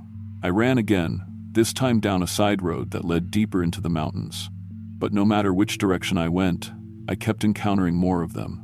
A woman who looked like my mother but wrong. A child who looked like me at age 10 but with teeth like broken glass. They all knew my name, all spoke in those impossible voices, all invited me to stay. As night fell, I found myself back at the stone circle. I hadn't meant to return there. I'd been trying to find the main highway, but somehow every path led back to that clearing, with its ancient stones and that hungry hole in the ground. The humming was louder now, a symphony of voices rising from the depths. And I could see them clearly now, the things that lived down there.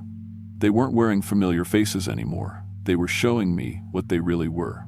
Pale, elongated forms with too many joints, mouths full of needle teeth, eyes like black stars. Beautiful and terrible and completely inhuman. "Join us, Jessica," they sang. "Join our chorus. Add your voice to ours." I understood then what had happened to the other campers, the ones who had checked out and never made it home. This place wasn't just a campground, it was a feeding ground. The things in the hole sustained themselves on human voices, human consciousness, human souls. They lured people in with familiar faces and voices, then drew them down into that darkness where they would sing forever.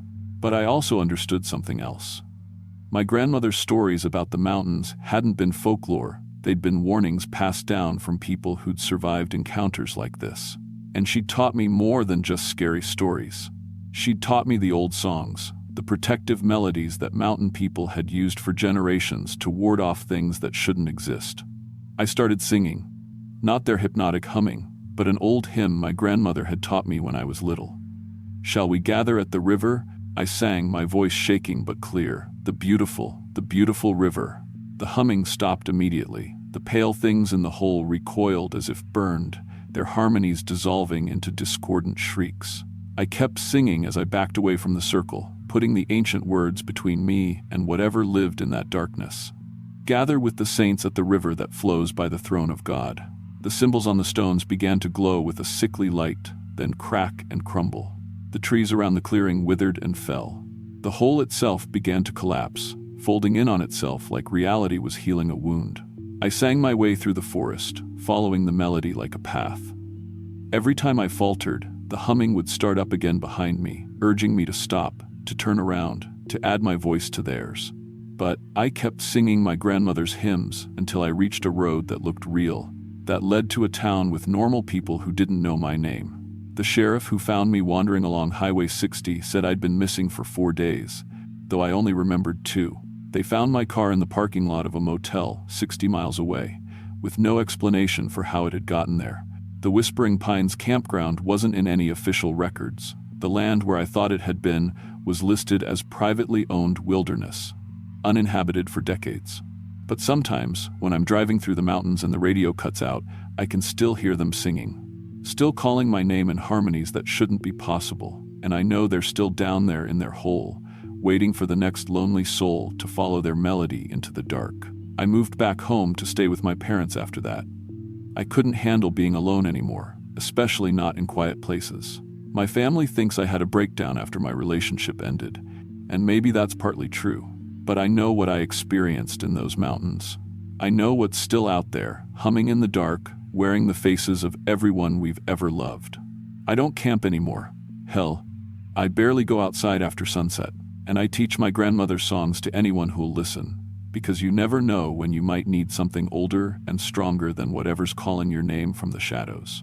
The mountains remember everything, and some things that remember us aren't human at all.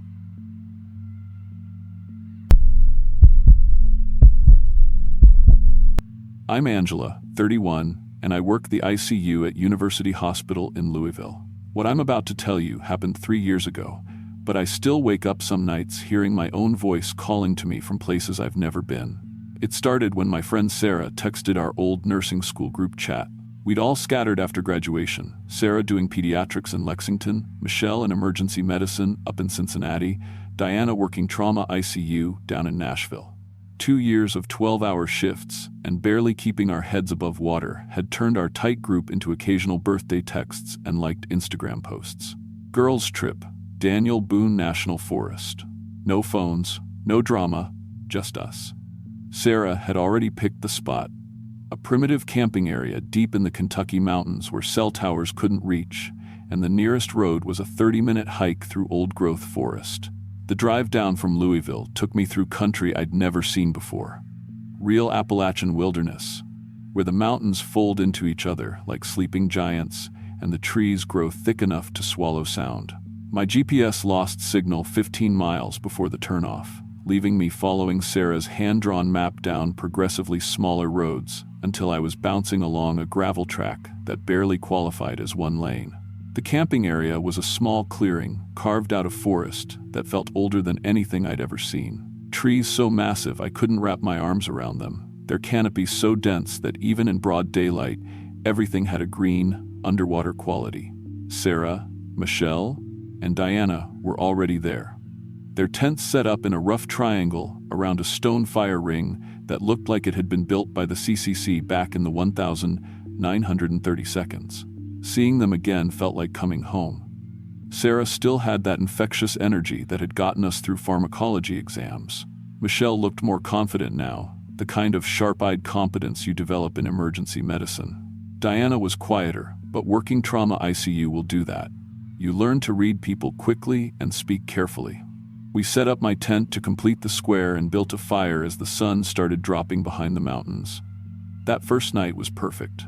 Wine from Sarah's cooler, stories about the worst doctors we'd dealt with, gossip about classmates who'd already burned out and switched careers.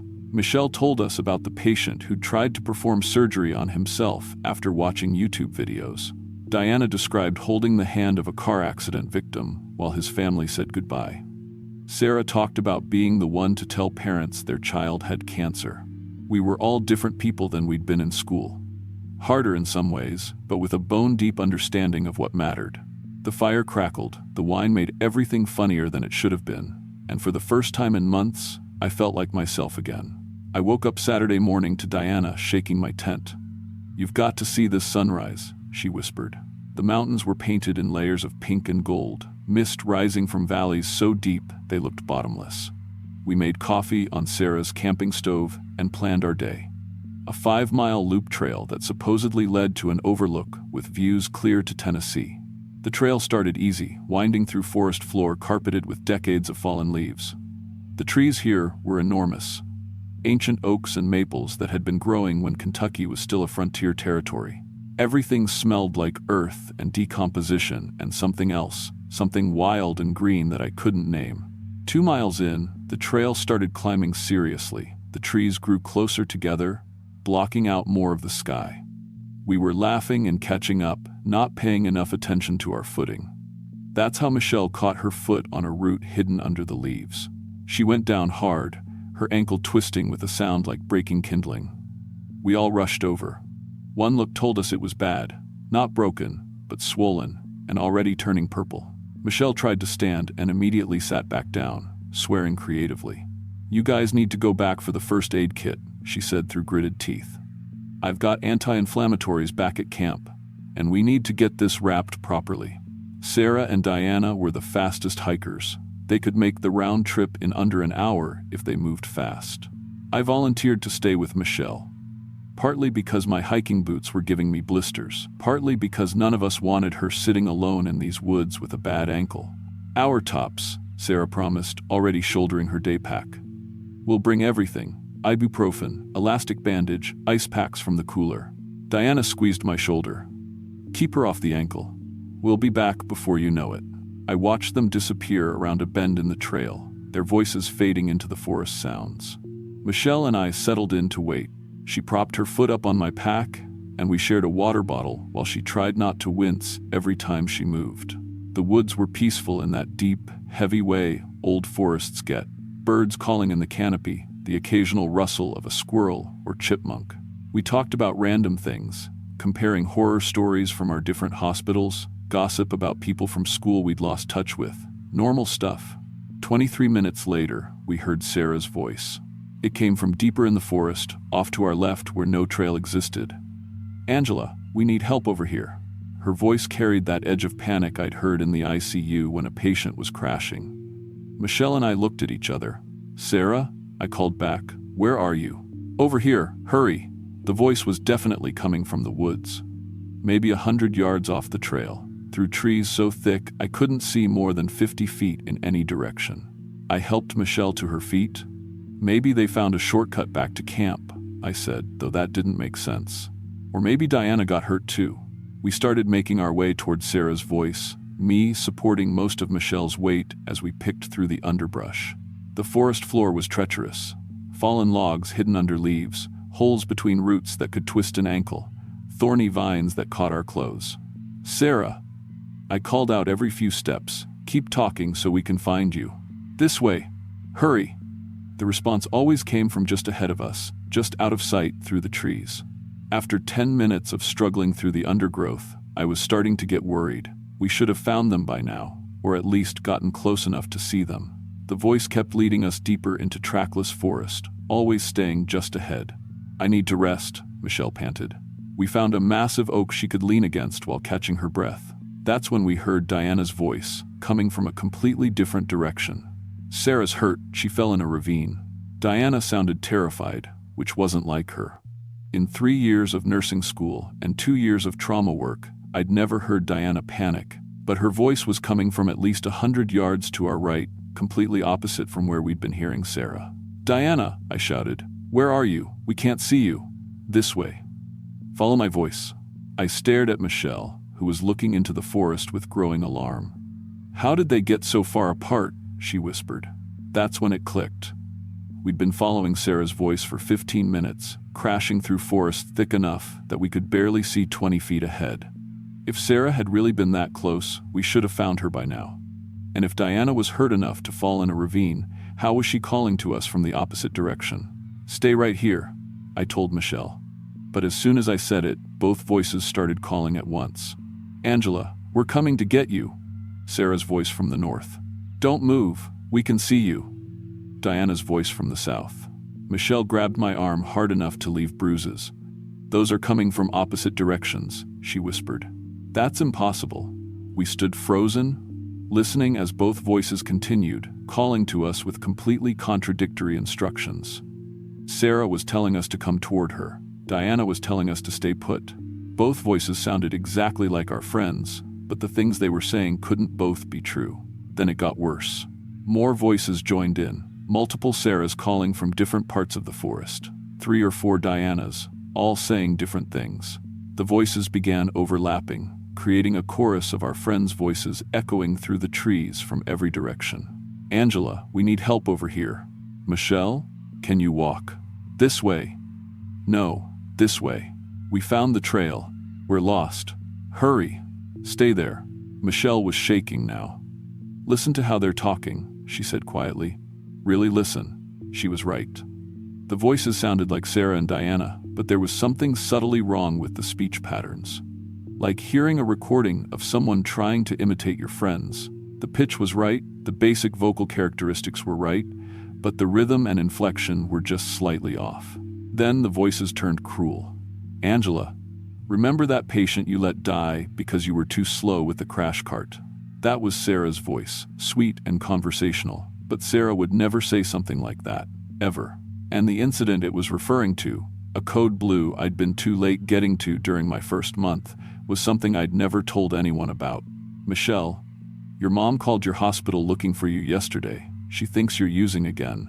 Diana's voice now, calm and matter-of-fact.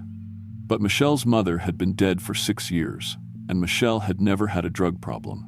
The voices knew things about us, personal details that only we should know, but they were twisting those details into lies designed to hurt. It was like something had been listening to our conversations, learning about our lives, our fears, our secrets, and was now weaponizing that knowledge against us. "We have to get back to the trail," I said. "Right now." But as soon as I said that, the voices multiplied. Dozens of them now, all sounding like Sarah and Diana, but saying horrible things. They knew about Michelle's anxiety attacks during nursing school. They knew about Diana's divorce. They knew about the depression that had almost made me drop out junior year.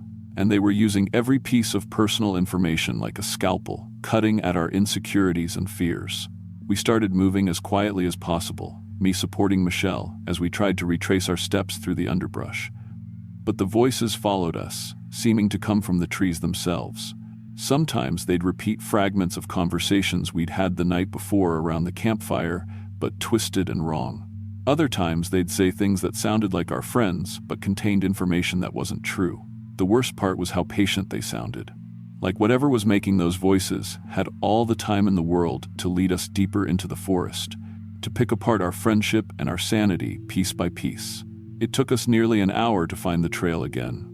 When we finally stumbled back onto the packed dirt path, my shirt was torn from thorns, and Michelle was limping worse than ever. But there, sitting exactly where we'd left them, were Sarah and Diana with the first aid kit spread out between them. "There you are," Sarah said, jumping up when she saw us. "We've been waiting forever. Where did you go?" I stared at her, trying to process what I was seeing. "We've been following your voices for the past hour.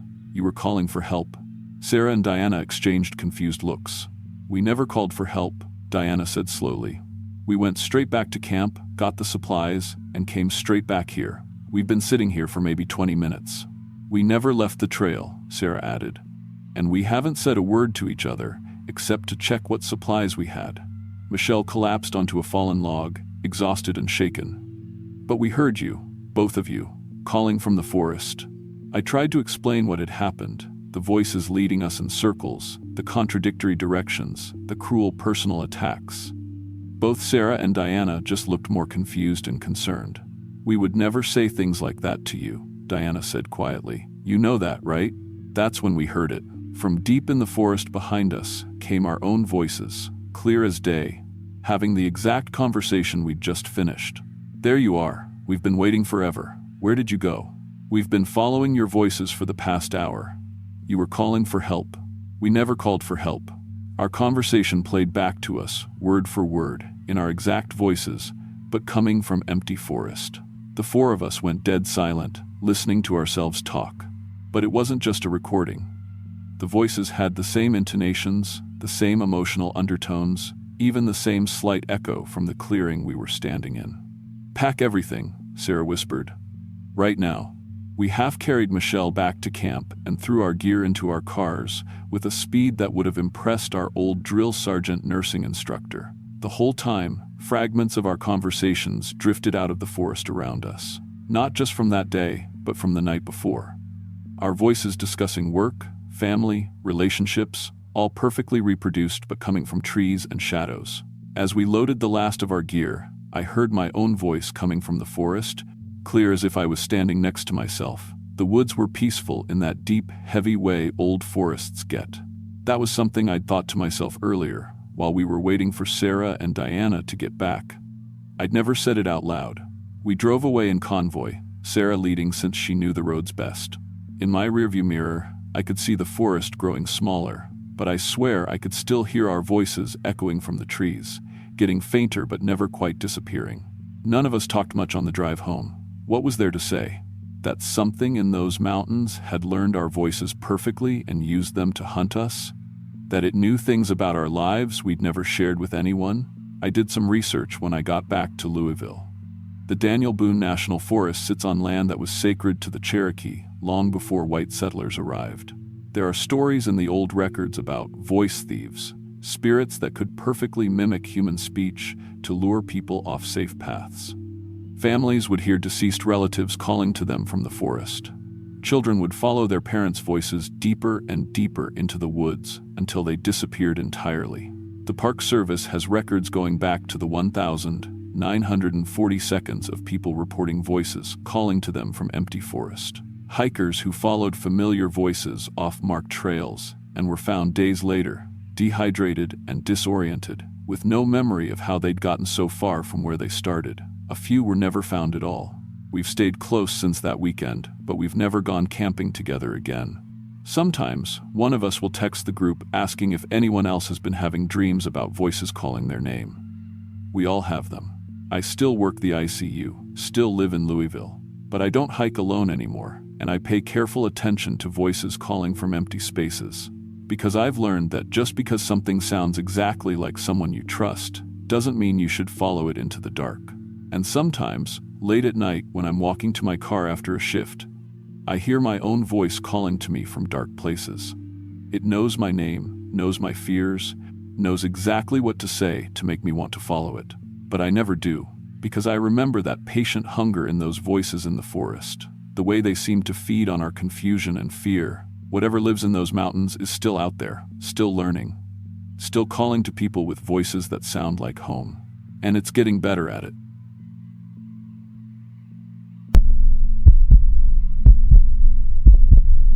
I was 31 when I finally got to see my 3 best friends from nursing school again. We'd all graduated together from VCU 5 years earlier, but life had a way of scattering people to different hospitals across Virginia. Sarah ended up in Richmond, Michelle got a job down in Norfolk, Diana moved out to Roanoke, and I stayed in the northern suburbs working at a trauma center. We'd been texting about doing a reunion for months, and finally Sarah suggested camping, something we used to do all the time in college, but hadn't done since we got our licenses and started working crazy hospital shifts. I remember being excited about it in a way I hadn't felt in years. Working as a nurse, especially in trauma, you see so much pain and chaos that you start forgetting there's a world outside those sterile halls. The idea of sitting around a campfire with my girls, drinking wine and catching up on 5 years of life, sounded like exactly what I needed. Plus, Diana had found this perfect spot through her boyfriend who worked for the Forest Service, a backcountry site up in the mountains near the West Virginia border. No crowds, no RV hookups, just us in the woods. We planned to meet there on a Friday afternoon in late October. The leaves were just starting to turn, and the weather was supposed to be perfect. Cool nights, warm days. I loaded up my Honda with camping gear I hadn't touched since college and drove the 3 hours west into the mountains. The further I got from the interstate, the more I could feel the stress leaving my shoulders. Cell service got spotty once I hit the mountain roads, which was fine by me. I was ready to disconnect. Finding the campsite took longer than expected. Diana's directions were good, but the last mile was on a dirt forest road that my car wasn't really built for. I had to go slow over the ruts and rocks, hoping I wouldn't tear up my oil pan. When I finally pulled into the clearing, I could see why Diana had picked this spot. It was a flat area surrounded by tall oaks and maples, with a fire ring someone had built years ago and a weathered picnic table, perfect for 4 women who just wanted to catch up away from everything. The only weird thing was the radio tower. It stood about a quarter-mile away, rising up through the trees like a giant metal skeleton. Diana had mentioned it in her texts, said it was an old Forest Service communications tower that had been abandoned for years. From where we were camped, you could see the top of it poking up above the tree line, with some kind of equipment still mounted up there. Satellite dishes and antenna arrays that looked pretty sophisticated for something that was supposedly decommissioned. Sarah arrived about 20 minutes after me, followed by Michelle and then Diana. It was like stepping back in time. We fell right back into our old dynamic, talking over each other and laughing at inside jokes from nursing school. Sarah looked exactly the same, still tiny and energetic with her short blonde hair. Michelle had gained some weight but seemed happier than I remembered her being in college. Diana had cut her dark hair into a bob that made her look more professional, more grown-up. We spent Friday evening doing exactly what I'd hoped, sitting around the fire, sharing stories from our different hospitals, complaining about difficult doctors and crazy patients. Michelle brought really good wine, the expensive kind we never could have afforded as students. Sarah had made s'more supplies. Diana, always the organized one, had brought camp chairs and a portable table. By midnight, we were all pleasantly drunk and happy, catching up on 5 years of life changes, relationships, career moves. I fell asleep in my tent that night, feeling more relaxed than I had in months. The mountain air was cool and clean, and the only sounds were the usual forest noises, wind in the trees, an occasional owl. I remember thinking how great it was to be away from the constant beeping and alarms of the hospital, away from the smell of antiseptic and the fluorescent lights that made everything look sickly. I woke up Saturday morning to a sound I'd never heard before. At first I thought it might be some kind of equipment, maybe a generator running somewhere nearby, or construction machinery. But as I lay there listening, I realized it wasn't mechanical. It was more like a very low humming, so deep I felt it more than heard it. The vibration seemed to come up through the ground and settle in my chest, making my ribs resonate slightly. When I unzipped my tent and stepped outside, the humming was clearer. It had this weird quality where you couldn't quite pinpoint where it was coming from. It seemed to surround you. The other girls were already up, standing around looking confused. "You guys hear that too?" Sarah asked, pressing her hand to her chest. "It's like it's inside me." Michelle nodded, looking uncomfortable. "Makes my teeth ache." "What the hell is that?" We all turned to look at the radio tower. The equipment at the top was clearly active, red lights blinking in some kind of sequence, and I could see one of the satellite dishes slowly rotating. Diana walked a few steps toward it, squinting up at the machinery. "I thought you said that thing was abandoned," I said. "It is," Diana replied, but she sounded uncertain. "At least, that's what Jake told me. He said the Forest Service stopped using it in the 90 seconds. The humming continued all through breakfast, this constant low-frequency vibration that you couldn't ignore once you noticed it. We joked about it at first. Sarah said maybe we'd get better cell reception camping next to a radio tower, even if it was supposedly dead. But as the morning went on, the sound seemed to get slightly louder, or maybe we were just becoming more aware of it. By mid-morning, Sarah started complaining about a headache. She was always prone to migraines, so none of us thought much of it at first. She took some ibuprofen and lay down in her tent for a while, but when she came back out around 11, she looked pale and shaky. "It's getting worse," she said, squinting even though we were sitting in shade. "And that humming is driving me crazy." Michelle was having problems too. She'd gotten a nosebleed around 10 that morning, just suddenly started bleeding while we were sitting around talking. But instead of the bright red blood you'd expect, it was dark, almost brownish. As a nurse, I knew that usually meant old blood, but this was coming from her nose, fresh, and it wouldn't stop. She went through half a pack of tissues before it finally slowed down. "This is weird," I told her, examining the tissues. "You hit your nose on something?" "No," she said, dabbing at her nostrils. "Just started bleeding out of nowhere." The strangest thing was Diana, though. She'd always been the sharpest of all of us, got the highest grades in nursing school, could remember drug interactions and dosages like a computer. But Saturday afternoon, she started having trouble with words. Simple things. She'd start to say something and then stop, looking confused. "Can you hand me that?" "That," she said, pointing at her water bottle. "Water bottle," I said. "Right. Water bottle." She shook her head like she was trying to clear it. "Sorry, I don't know what's wrong with me today." I was starting to feel uneasy.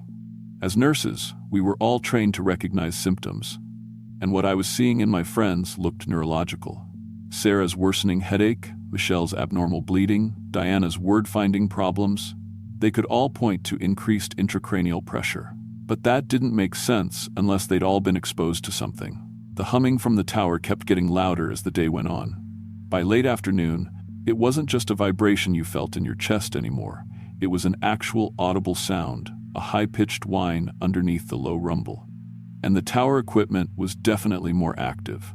The red lights were blinking faster, and I could see multiple satellite dishes moving now, tracking across the sky like they were following something. Saturday evening was when I really started to worry. My friends had changed. Not just their symptoms, but their behavior. Instead of sitting around the fire talking like we had the night before, they were all staring at the radio tower. Just sitting there, looking up at it through the trees, barely speaking. "Hey," I said, trying to get their attention. "Who wants to play cards?" No response. They were all facing the same direction, looking toward that tower with blank expressions. When I waved my hand in front of Sarah's face, she blinked and looked at me like she was surprised to see me there. "What?" she said. "I asked if you wanted to play cards." "Oh." She turned back to look at the tower. "We need to stay close. Signal is important." "What signal?" "We have to listen," Michelle said without looking at me. Her voice was flat, emotionless. I felt a chill run down my spine. These weren't my friends anymore. The way they spoke, the monotone delivery, the vacant stares, it was like they'd been sedated, but they were still awake and responsive, just different. "Wrong." "Guys, you're scaring me," I said. "Maybe we should pack up and head home." "No," Diana said firmly. "Can't leave. Have to stay close to the signal." That night was the worst night of my life. My friends didn't come to their tents. They just sat there in their camp chairs, facing the tower, all night long. I tried to sleep, but kept checking on them every hour or so. They never moved, never closed their eyes, just sat there staring into the darkness toward that tower, their faces completely blank. The humming was getting painful by then. It felt like it was vibrating inside my skull, making my ears ring. When I pressed my hands against my ears, it didn't help. The sound seemed to come from inside my head. By dawn, my ears had started bleeding. Just a little trickle that I wiped away with tissue. Sunday morning, I woke up to find their chairs empty. I looked around frantically and spotted them walking toward the tower in a line, moving in perfect synchronized steps like soldiers marching. I shouted after them, but they didn't turn around or slow down. I followed them through the woods, my heart pounding. The closer we got to the tower, the worse the humming became. It was like a drill going through my head, making it hard to think clearly. I could feel myself getting drowsy, compliant, like part of me wanted to just follow along with whatever was happening. At the base of the tower, I found something that shouldn't have existed. Hidden behind some bushes and earth was a concrete stairway leading underground. It looked recently excavated, with fresh concrete and modern equipment visible at the entrance. My friends disappeared down those stairs without hesitation. I followed them down into what looked like a high-tech laboratory. The walls were lined with computer equipment, monitors showing brainwave patterns and frequency readings. There were 3 metal chairs in the center of the room, and my friends were sitting in them, wearing strange headband devices that pulsed with the same rhythm as the humming. The devices seemed to be fused to their heads somehow. When I tried to remove Sarah's headband, it wouldn't budge, like it had grown into her skin. Her eyes were open but completely vacant, and she didn't respond when I shook her or called her name. I started reading the computer screens frantically. Files with titles like Behavioral Modification Protocol and Neural Frequency Mapping. Research data, going back to the 1970 seconds, about using specific radio frequencies to influence brain chemistry and to control human behavior.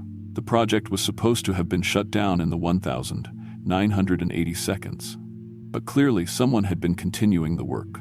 According to the files, the radio tower was broadcasting a precise frequency designed to target specific regions of the brain. Most people would just experience mild discomfort and leave the area. But people with certain neurological patterns, like the pattern shared by many healthcare workers, were more susceptible to the signal's effects.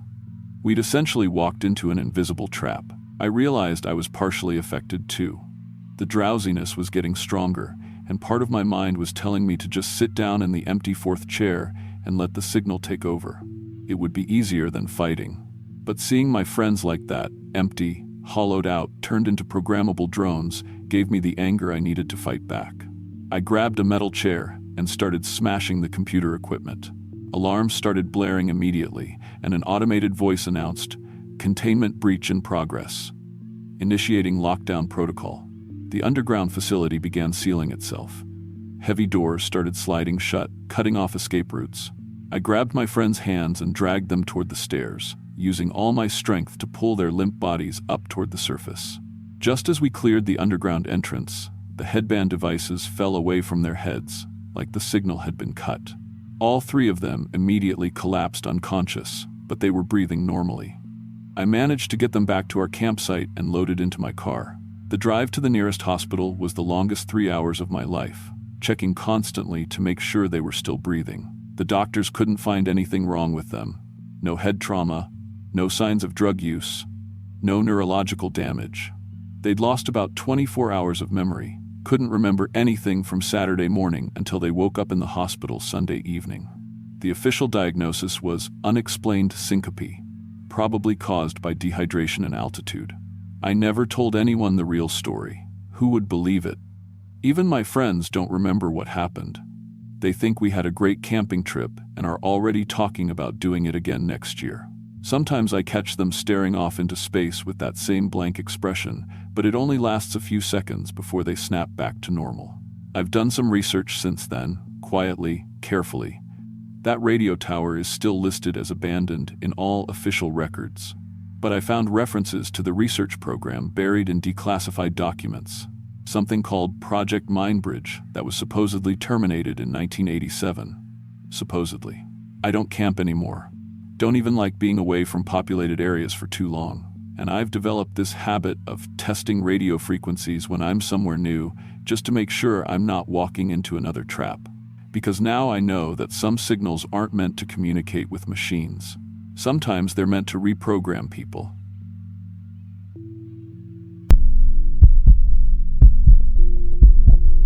I was 41 when my family vanished right in front of me. Not disappeared, vanished. There's a difference, and if you've never experienced it, pray to God you never do. My name's David Martinez.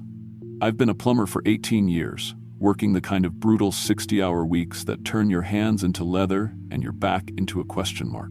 My wife Lisa teaches third grade, the kind of woman who stays up until midnight cutting out paper snowflakes for her classroom because she believes every kid deserves magic.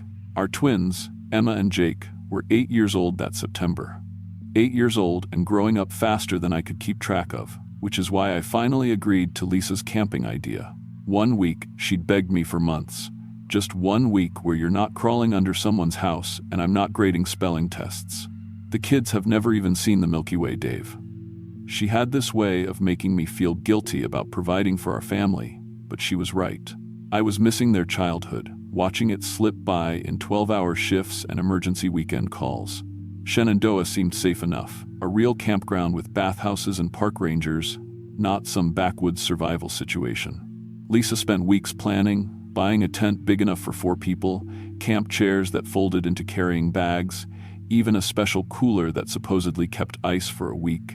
The kids were bouncing off the walls with excitement, asking me every day if I knew how to make a campfire, if we'd really see bears, if we could catch fish with our bare hands like they'd seen on some nature show.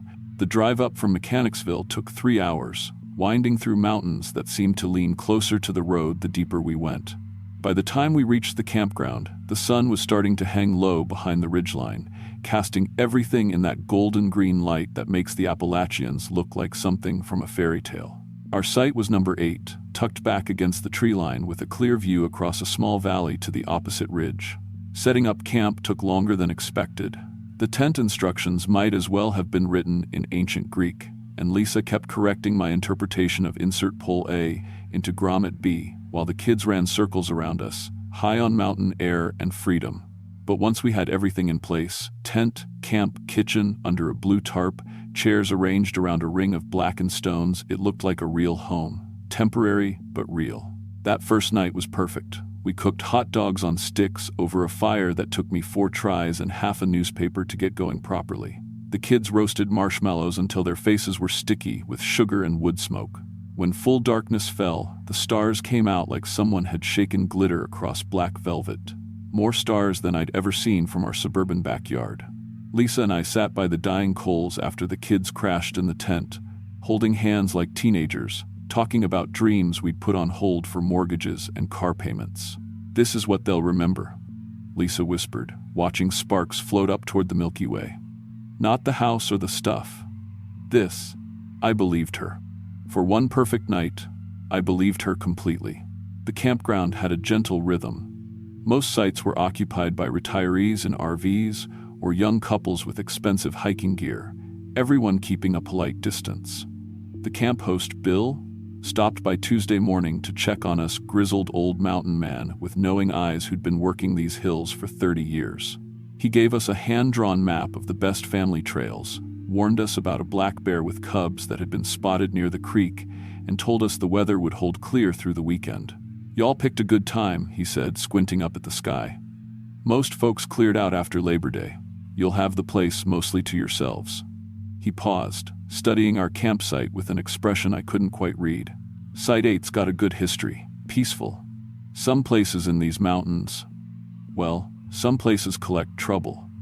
But this one's always been kind to families." I didn't think much about that comment until later. It was Wednesday morning when Lisa first mentioned the family at Site 12.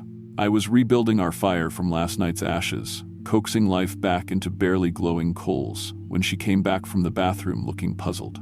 "Dave, there's a family over there that looks exactly like us." I glanced up through the morning haze. Site 12 was maybe 50 yards away through a screen of pine trees, and sure enough, there was a family there. Tent, camp chairs, coolers, the basic setup, but I couldn't make out details from this distance.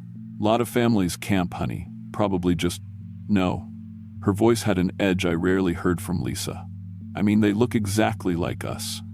The woman, she moves like me, same height, same hair, and the kids..." She trailed off, staring. I followed her gaze and felt something cold settle in my stomach. 2 children were playing near Site 12's fire ring, a boy and a girl who looked to be about 8, dark hair like our twins. The boy wore a red t-shirt identical to one Jake had packed for this trip. "That's weird," I admitted, but rational explanations were already forming. Maybe distant relatives? You know how these mountain families are, everyone's connected somehow, if you go back far enough. But Lisa wasn't listening. She was watching the other mother hang wet towels on a rope between 2 trees, and her face had gone pale. "That's exactly how my sister Karen hangs laundry.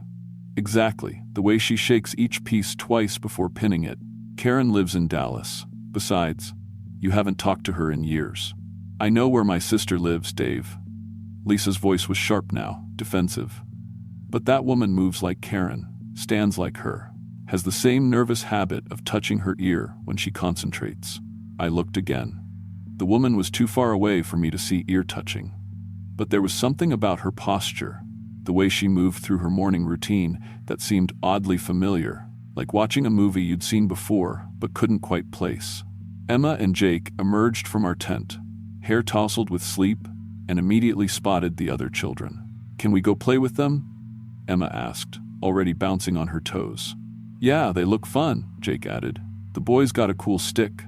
Before we could answer, both kids were walking towards Site 12 like they'd been invited. Not running, not hesitant, walking with purpose, like they knew exactly where they were going. "Kids, get back here," I called, but my voice sounded weak. Something about the whole situation felt wrong, though I couldn't articulate why. Maybe it was the way our twins moved so confidently towards strangers, or the way the other children looked up at exactly the right moment, smiling and waving like they'd been expecting visitors. Lisa followed our kids, and I watched from our fire ring as she approached the other family's campsite. The conversation that followed made my skin crawl, though I couldn't hear a word of it. I could see Lisa's body language, the way she held her shoulders when she was confused, the hand gestures she made when asking questions. The other woman responded with animated familiarity, pointing at our campsite, laughing at something Lisa said, touching Lisa's arm like an old friend would. After 10 minutes, Lisa came back looking like she'd seen a ghost. "Her name is Maria Martinez," she said without preamble. "She knows things about us, Dave." She asked about my classroom, knew I teach 3rd grade at Brookside Elementary. She asked how our bathroom remodel is going. The coffee mug in my hand suddenly felt too heavy. We'd started that remodel 2 weeks ago. Hadn't told anyone except Lisa's mother. "She says we camp here every year," Lisa continued, her voice getting smaller. "She says our kids are best friends, that they've been looking forward to this trip for months." She showed me pictures on her phone, Dave. Pictures of us. Here. Last year, the year before. Pictures I don't remember taking. That's when the other husband walked over. Average height, work boots, flannel shirt, he could have been any guy from my neighborhood. But he walked toward me with the easy confidence of someone approaching an old friend. "Morning, Dave," he called out, grinning. "Kids excited about the fishing trip today?" I stared at him. Something about his face seemed familiar, like someone I'd met once at a party and couldn't quite place. But I was certain I'd never seen him before in my life. "I think you've got me confused with someone else," I said carefully. He laughed, a sound that made my teeth itch. "Come on, man, don't mess around. Maria's got lunch packed, and I brought those new lures I was telling you about, the ones that look like real minnows. I've never talked to you about fishing lures." His grin faltered for just a moment, and in that micro-expression, I saw something that chilled me to the bone. For just an instant, his face went completely blank, like someone had erased his personality and was frantically trying to reload it. Then the smile snapped back into place. "Of course you have," he said. But now his voice had a rehearsed quality, like an actor who'd forgotten his lines and was improvising. "Last year, you said the bass and the creek were too smart for regular lures. I don't fish. I hate fishing." Another blank moment. His eyes went glassy, unfocused, like he was buffering. Then, right, you prefer hiking, the trail up to Black Rock Summit. You said you wanted to show the kids the view this year. I'd never heard of Black Rock Summit, but the way he said it, with such casual certainty, made me doubt my own memory for a second. Maybe Lisa had mentioned some trail she wanted to try? Maybe I'd forgotten a conversation we'd had during the busy weeks of trip planning? "Show him the pictures," Lisa whispered. The man, David, he'd introduced himself as David Martinez, which was impossible because that was my name, pulled out his phone and started swiping through photos. What I saw made my knees weak. Photo after photo of our two families camping together. Not this trip, but others. Years of trips, apparently. Me and the other David gutting fish by the creek.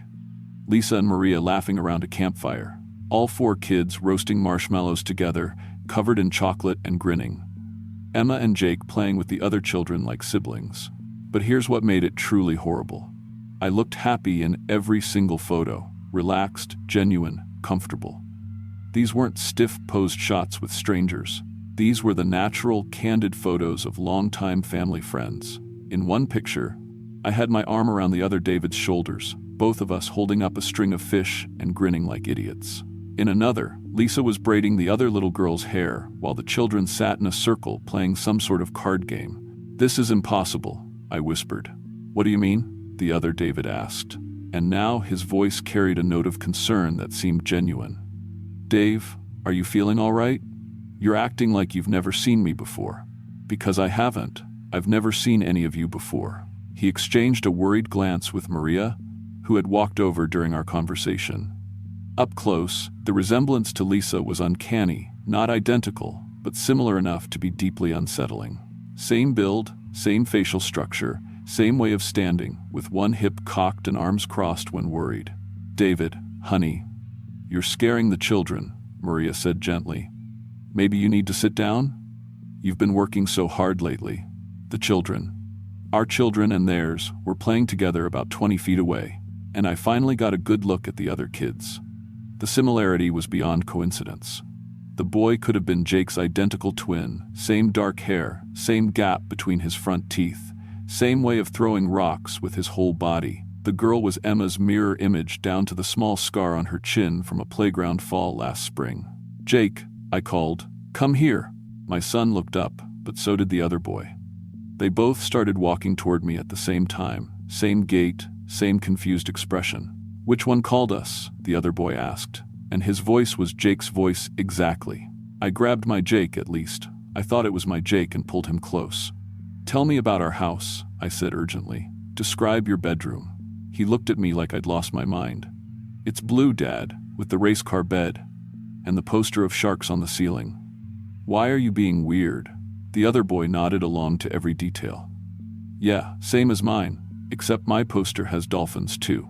"No," I said firmly. "Your poster just has sharks. No dolphins." "Dad, are you okay?" my Jake asked. "You're acting really strange." But here's the thing that made my world tilt sideways. When I looked down at Jake, really looked at him, I couldn't remember with absolute certainty what his bedroom poster showed. Sharks? Definitely. But were there dolphins too? Had there always been dolphins? Why couldn't I remember something I saw every night when I tucked him in? That night, after we'd managed to extricate ourselves from the impossible conversation and get the kids fed and settled, Lisa and I sat by our fire in shell-shocked silence. Every few minutes, one of us would start to say something, then stop. What was there to say? How do you discuss something that couldn't have happened? Check your phone, Lisa said finally. Look at our camping photos from previous years. I pulled out my phone with hands that trembled slightly. We'd never been camping before this trip. Never. This was our first family camping experience. The reason Lisa had spent weeks planning and shopping and reading camping blogs.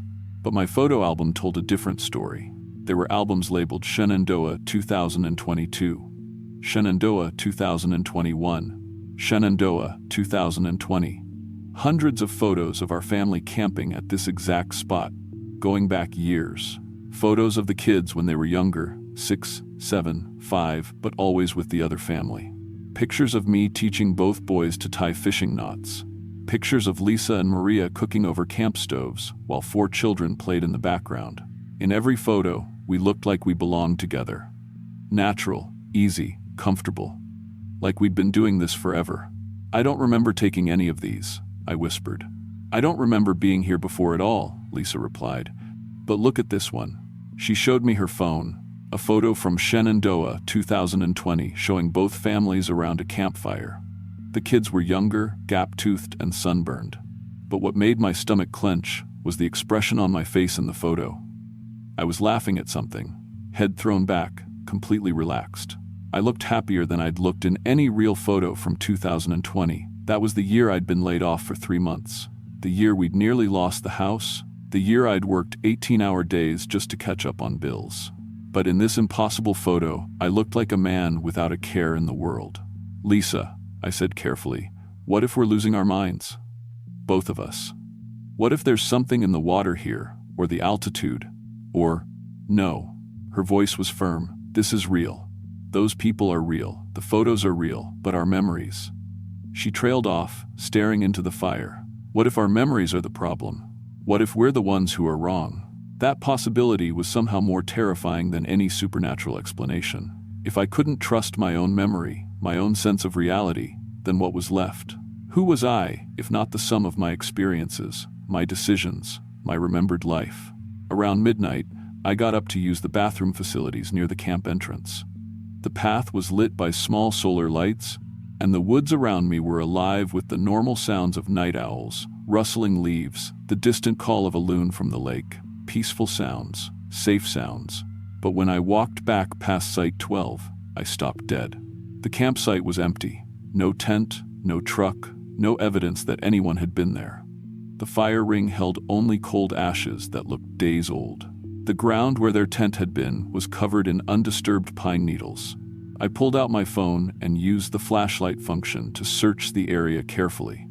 No tire tracks where their vehicle had been parked. No footprints around the fire ring. No tent stakes or rope marks on the trees. Nothing. I checked my photo albums again. All the camping photos were gone. Every single one. My phone showed only the photos from our current trip arrival at the campground, setting up the tent, the kids playing by our fire.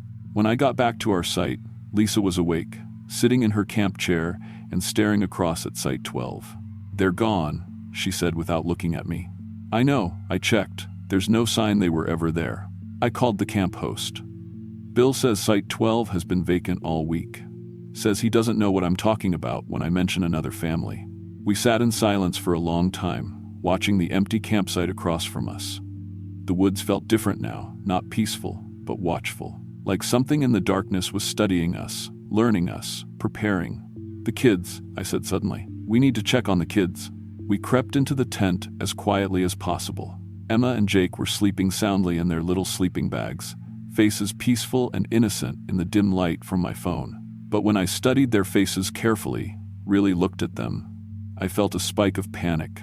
Was Emma's nose slightly different? Had Jake's ears always been quite that shape? I couldn't tell. In the blue-white glow of the phone light, my own children looked like strangers. Lisa, I whispered, do they look right to you? She studied their sleeping faces for a long moment. I think so. But I'm not sure. God, Dave, I'm not sure of anything anymore. We didn't sleep that night. We sat by the dying fire, taking turns checking on the kids, watching Site 12 for any sign of movement. Every forest sound made us jump. Every shifting shadow could have been someone approaching our camp.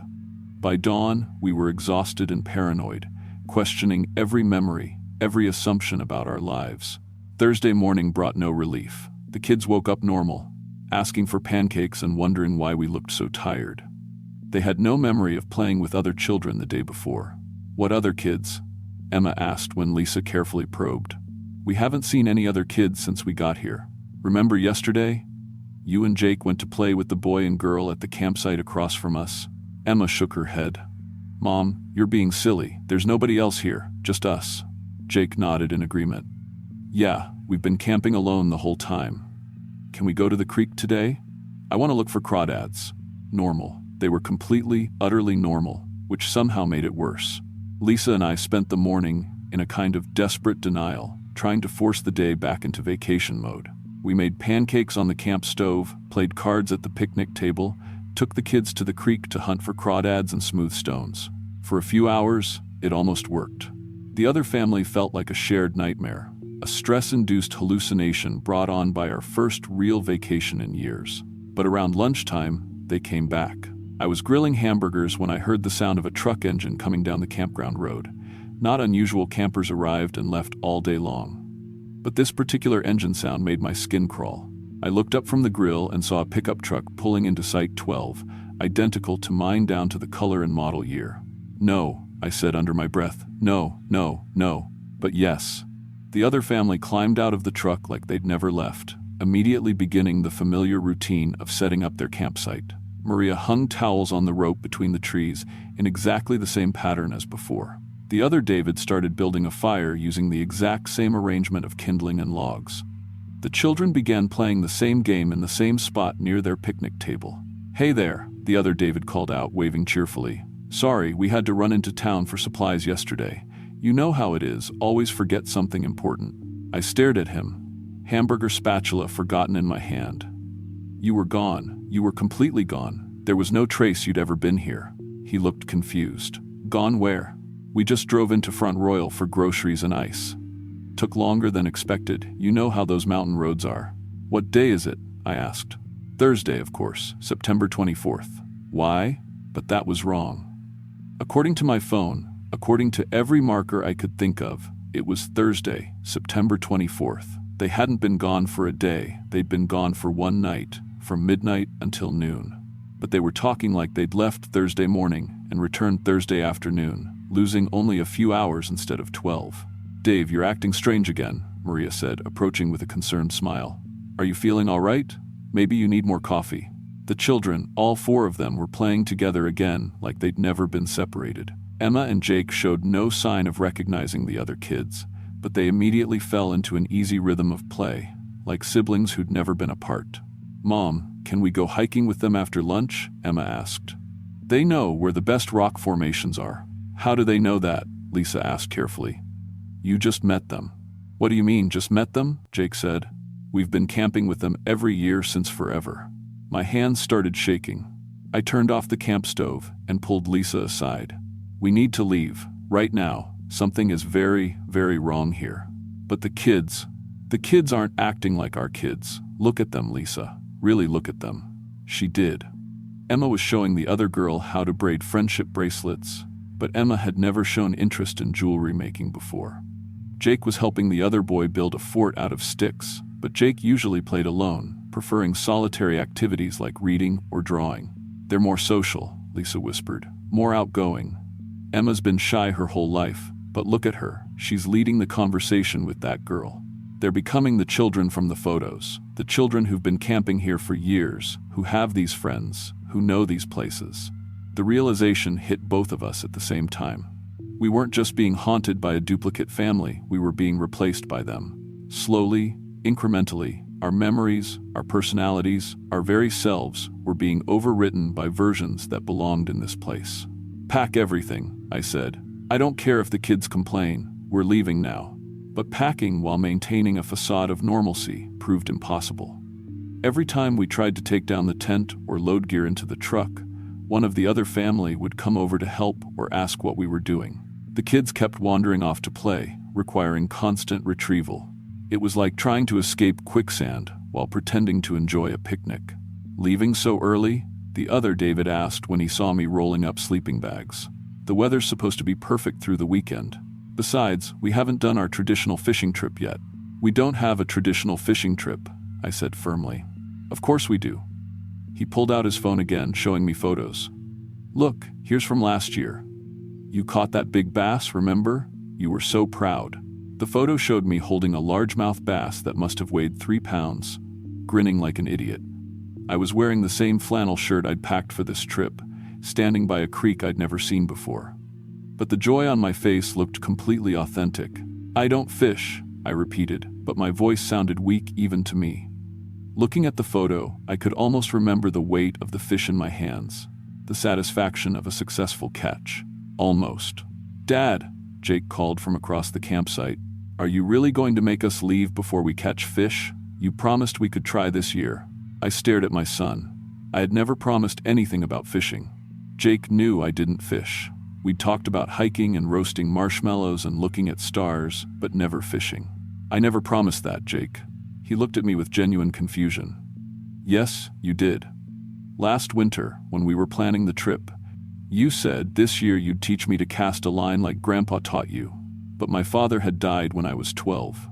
He'd never taught me to fish. He'd been afraid of water, couldn't even swim. These weren't Jake's memories. They belonged to some other child, some other family, some other life.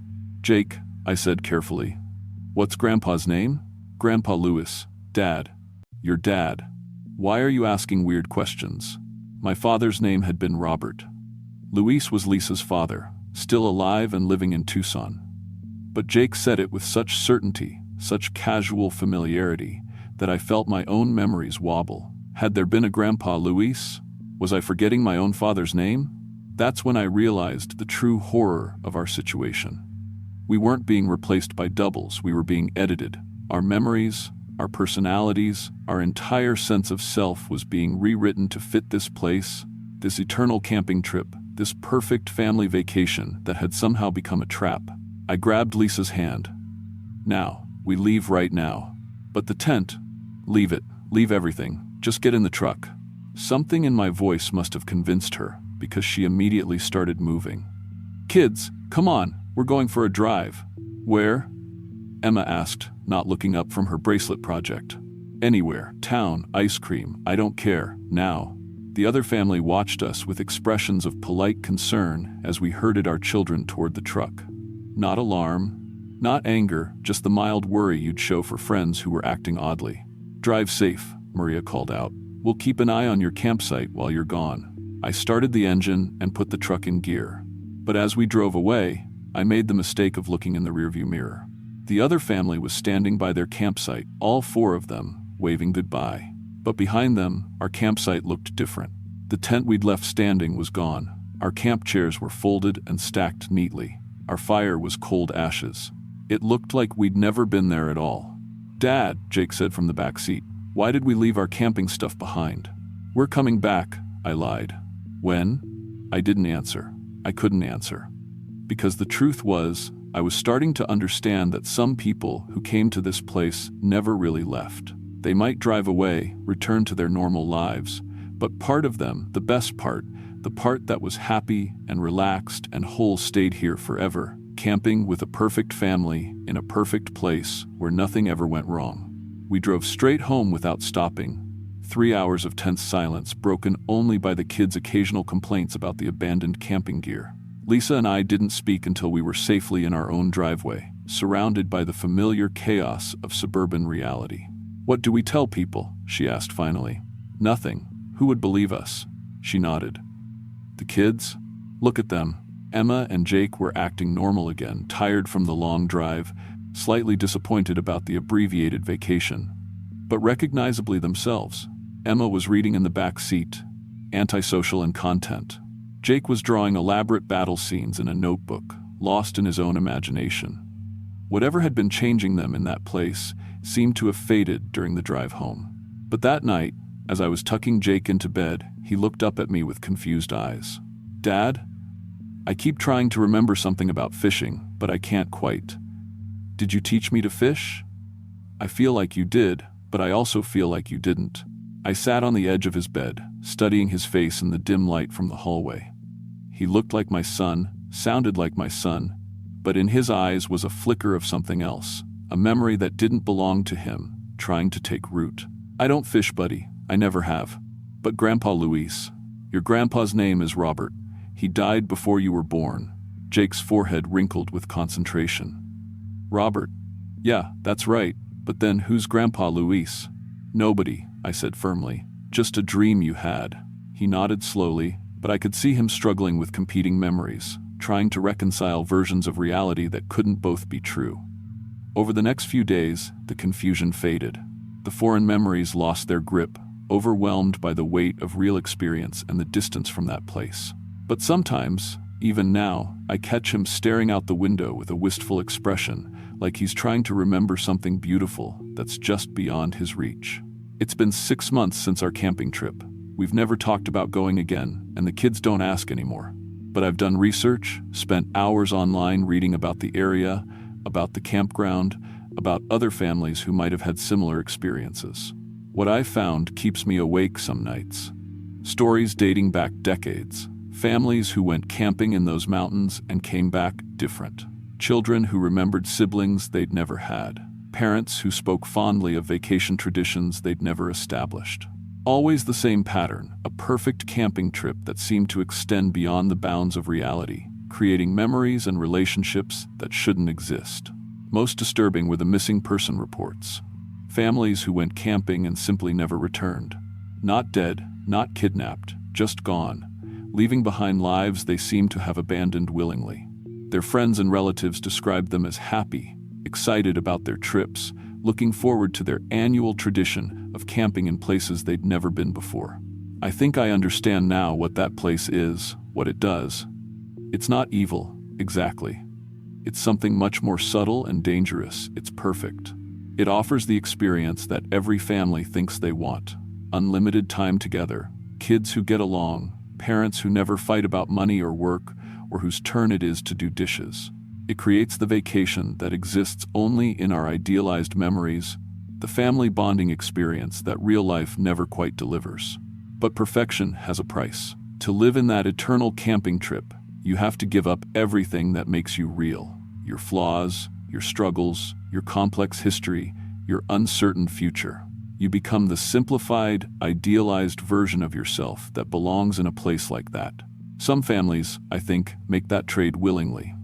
They recognize the offer for what it is and choose to stay, to become the happy campers they always wanted to be. Their missing person reports remain open forever, because technically, they're not missing, they're exactly where they want to be. Others, like us, realize the cost is too high. We keep our messy, imperfect, difficult lives because they're ours. We stay in the world where memories can be painful, where families fight sometimes, where not every moment is precious and magical. But on particularly hard days when I'm under a stranger's house trying to fix a pipe that broke because the previous plumber was an idiot, when Lisa comes home exhausted from dealing with difficult parents and budget cuts, when the kids are fighting and the bills are piling up, I find myself thinking about that place, about the version of myself in those impossible photos, grinning and relaxed and completely happy. Sometimes, late at night, I wonder if we made the right choice. Lisa found the camping gear last week. It was in our garage, neatly organized and clean, as if we'd just returned from a successful trip. The tent was properly dried and folded.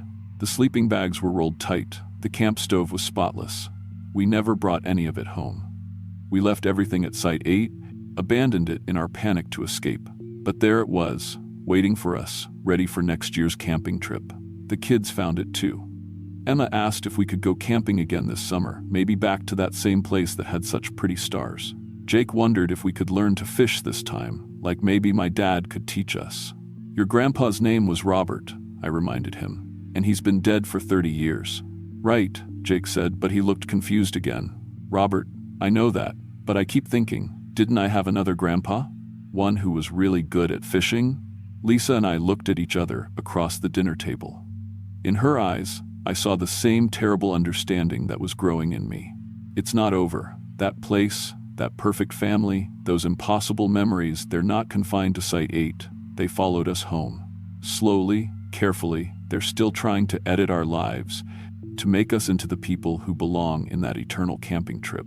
Most nights, we resist.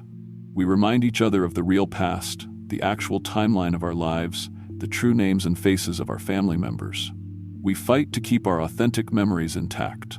But some nights, when I'm particularly tired, when the real world feels especially heavy, I find myself thinking it wouldn't be so bad to forget this complicated life and remember only the simple joy of camping with dear friends we've known forever. Some nights, I almost let it happen. The camping gear is still in the garage. And despite everything I know about that place, everything I understand about the cost of perfection, I haven't thrown it away. Just in case we decide to try one more time. After all, the kids are only 8 once. And they did love those stars.